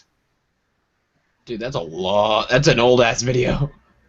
I remember watching that like in like 2000, like fucking 11 maybe, and I watched it a long time after it was uploaded. Yeah, it was recommended here by a guy who said this is how a Let's Play should be done, definitively. I still haven't been paid yet, and I want to get my fucking mic for my fucking so I can start doing my own Let's Plays. So I can be angry in Fallout 4.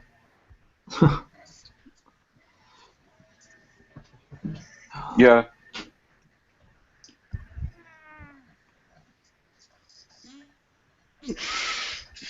Oh. All right. So what were the points made by Shi-Nu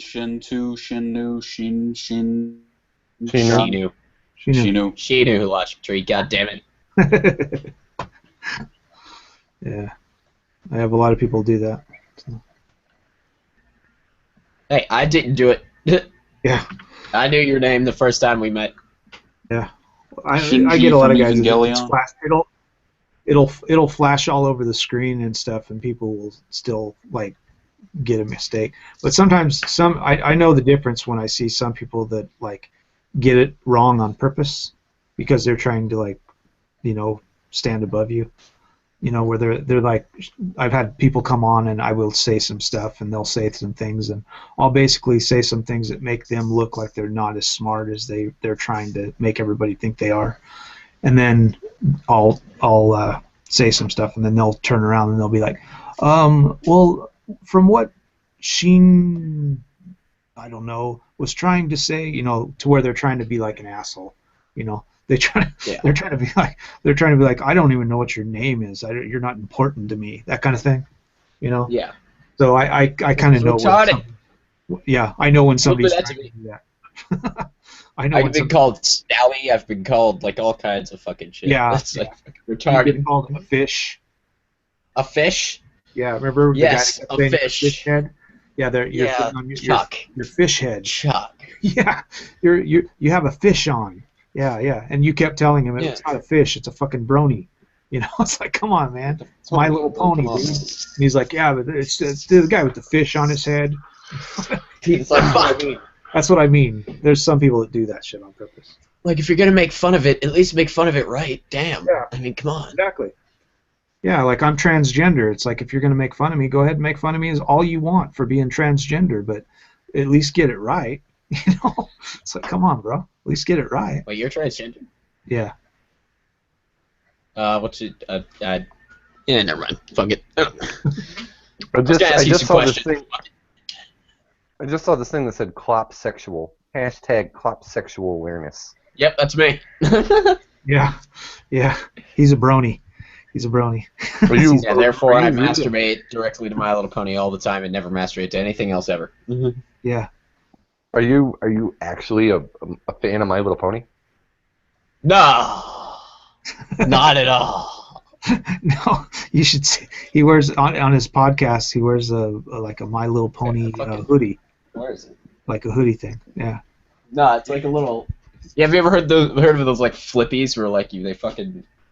It's like a little hat you put on your head and you squeeze the thing and then they like flip and shit. That's what I have. It's like a Rainbow Dash one. I have no idea where it is right now. Hold on, I'll find it.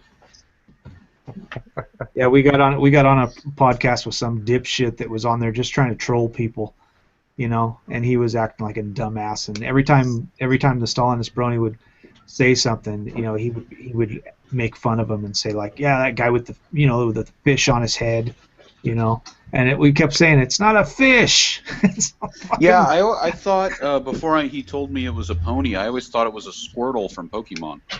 Oh yeah. I need to get one of those. I'll get a Squirtle from Pokemon. Actually, I want to get a Mew from Pokemon.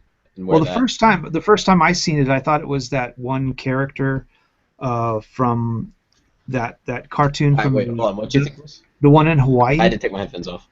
You know the one in Hawaii. There's that thing with the little Hawaiian girl, and she's got that little character. That's what it looked like to me. It's like Lilo and Stitch. Yeah, it looked like Stitch. That's what I thought it was at first, because he's blue and he looks like that. Yeah. So I was thinking it was Stitch that you were wearing. Yeah, that's another thing I want to get. I love Lilo and Stitch. Yeah. I thought the first time I seen that, and then I actually didn't know because I'd been on a few hangouts with you with that. And massive bags, dude. I didn't really woke me up. I didn't really know until you and him got in that conversation. And he was like, "It's, but I should have known because it's Stalin's throne." So I should have known. But I thought when I seen that hat, I thought that's what that was. I thought it was Stitch.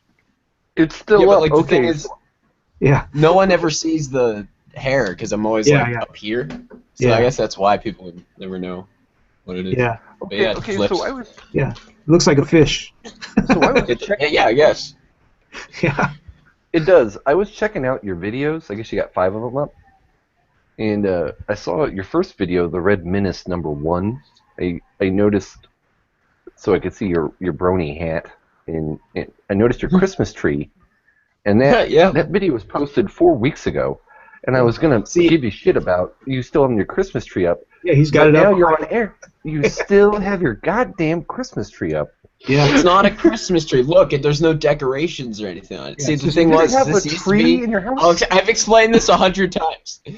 This is my family's old Christmas tree, and they were gonna throw it away. And we've had this since I was like my whole life. And I was like, nah, don't throw it away. I'll take it. And so I took it, and now it's in my room. That's your childhood memory tree. Yeah, it's childhood memories in this tree, man. It's mine. Yeah. And have you figured what you're gonna do when you go to college? I'm probably gonna throw it away. Yeah. Okay, there you go. Okay. Yeah. Well, I watch that girl all the time. I don't know. You guys probably know who she is because she's such a big fucking YouTuber. That Miranda Sings, and Colleen and her husband Josh TV. I don't know who any of that is. They've got between the two of them, they've got like probably 5 or 6 million subs. And she's got this silly character that she does. She's getting a Netflix show off of it now. And she's got a character that she does called Miranda Sings. She's kind of a really annoying girl that puts lipstick all over her face, and every guy that she sees on YouTube she thinks is her boyfriend, And she actually bought a house with her husband just in the last 3 or 4 months, and they've actually just moved in. And she has a room that's all Christmas, and it's for like people that come stay there. And everything in the room is the Christmas decorations, and she calls it her Christmas room. So they've got like Christmas trees and Santa Claus, and the bed sheets are all Santa, and it's really funny. She was showing it the other day where everything in the room was Christmas. Well, I would just stay at a hotel. Yeah. Be like, thank you. Yeah, if you come over to her house to spend some time, like a weekend or something, and she puts you in the Christmas room, and it's like July, and you're like, why am I in the Christmas room? Waking up drunk one morning, like, what the fuck happened? Yeah. Yeah. Not where am I, when am I? What's going on? And you wake up and the alarm, I think she even had an alarm in there that was set up for Christmas stuff.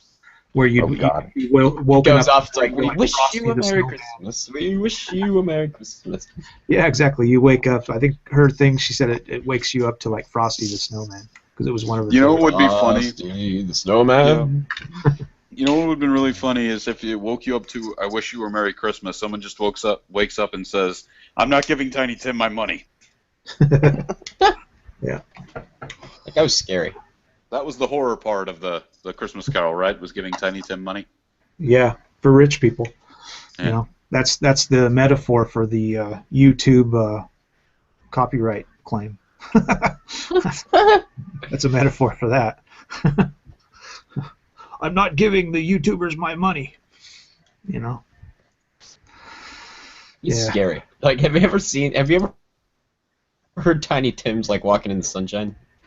Song's on everything. Yeah. Tiptoe through the tulips. Yeah, I remember when I was a kid. That was like, we all thought that was Scary. hilarious.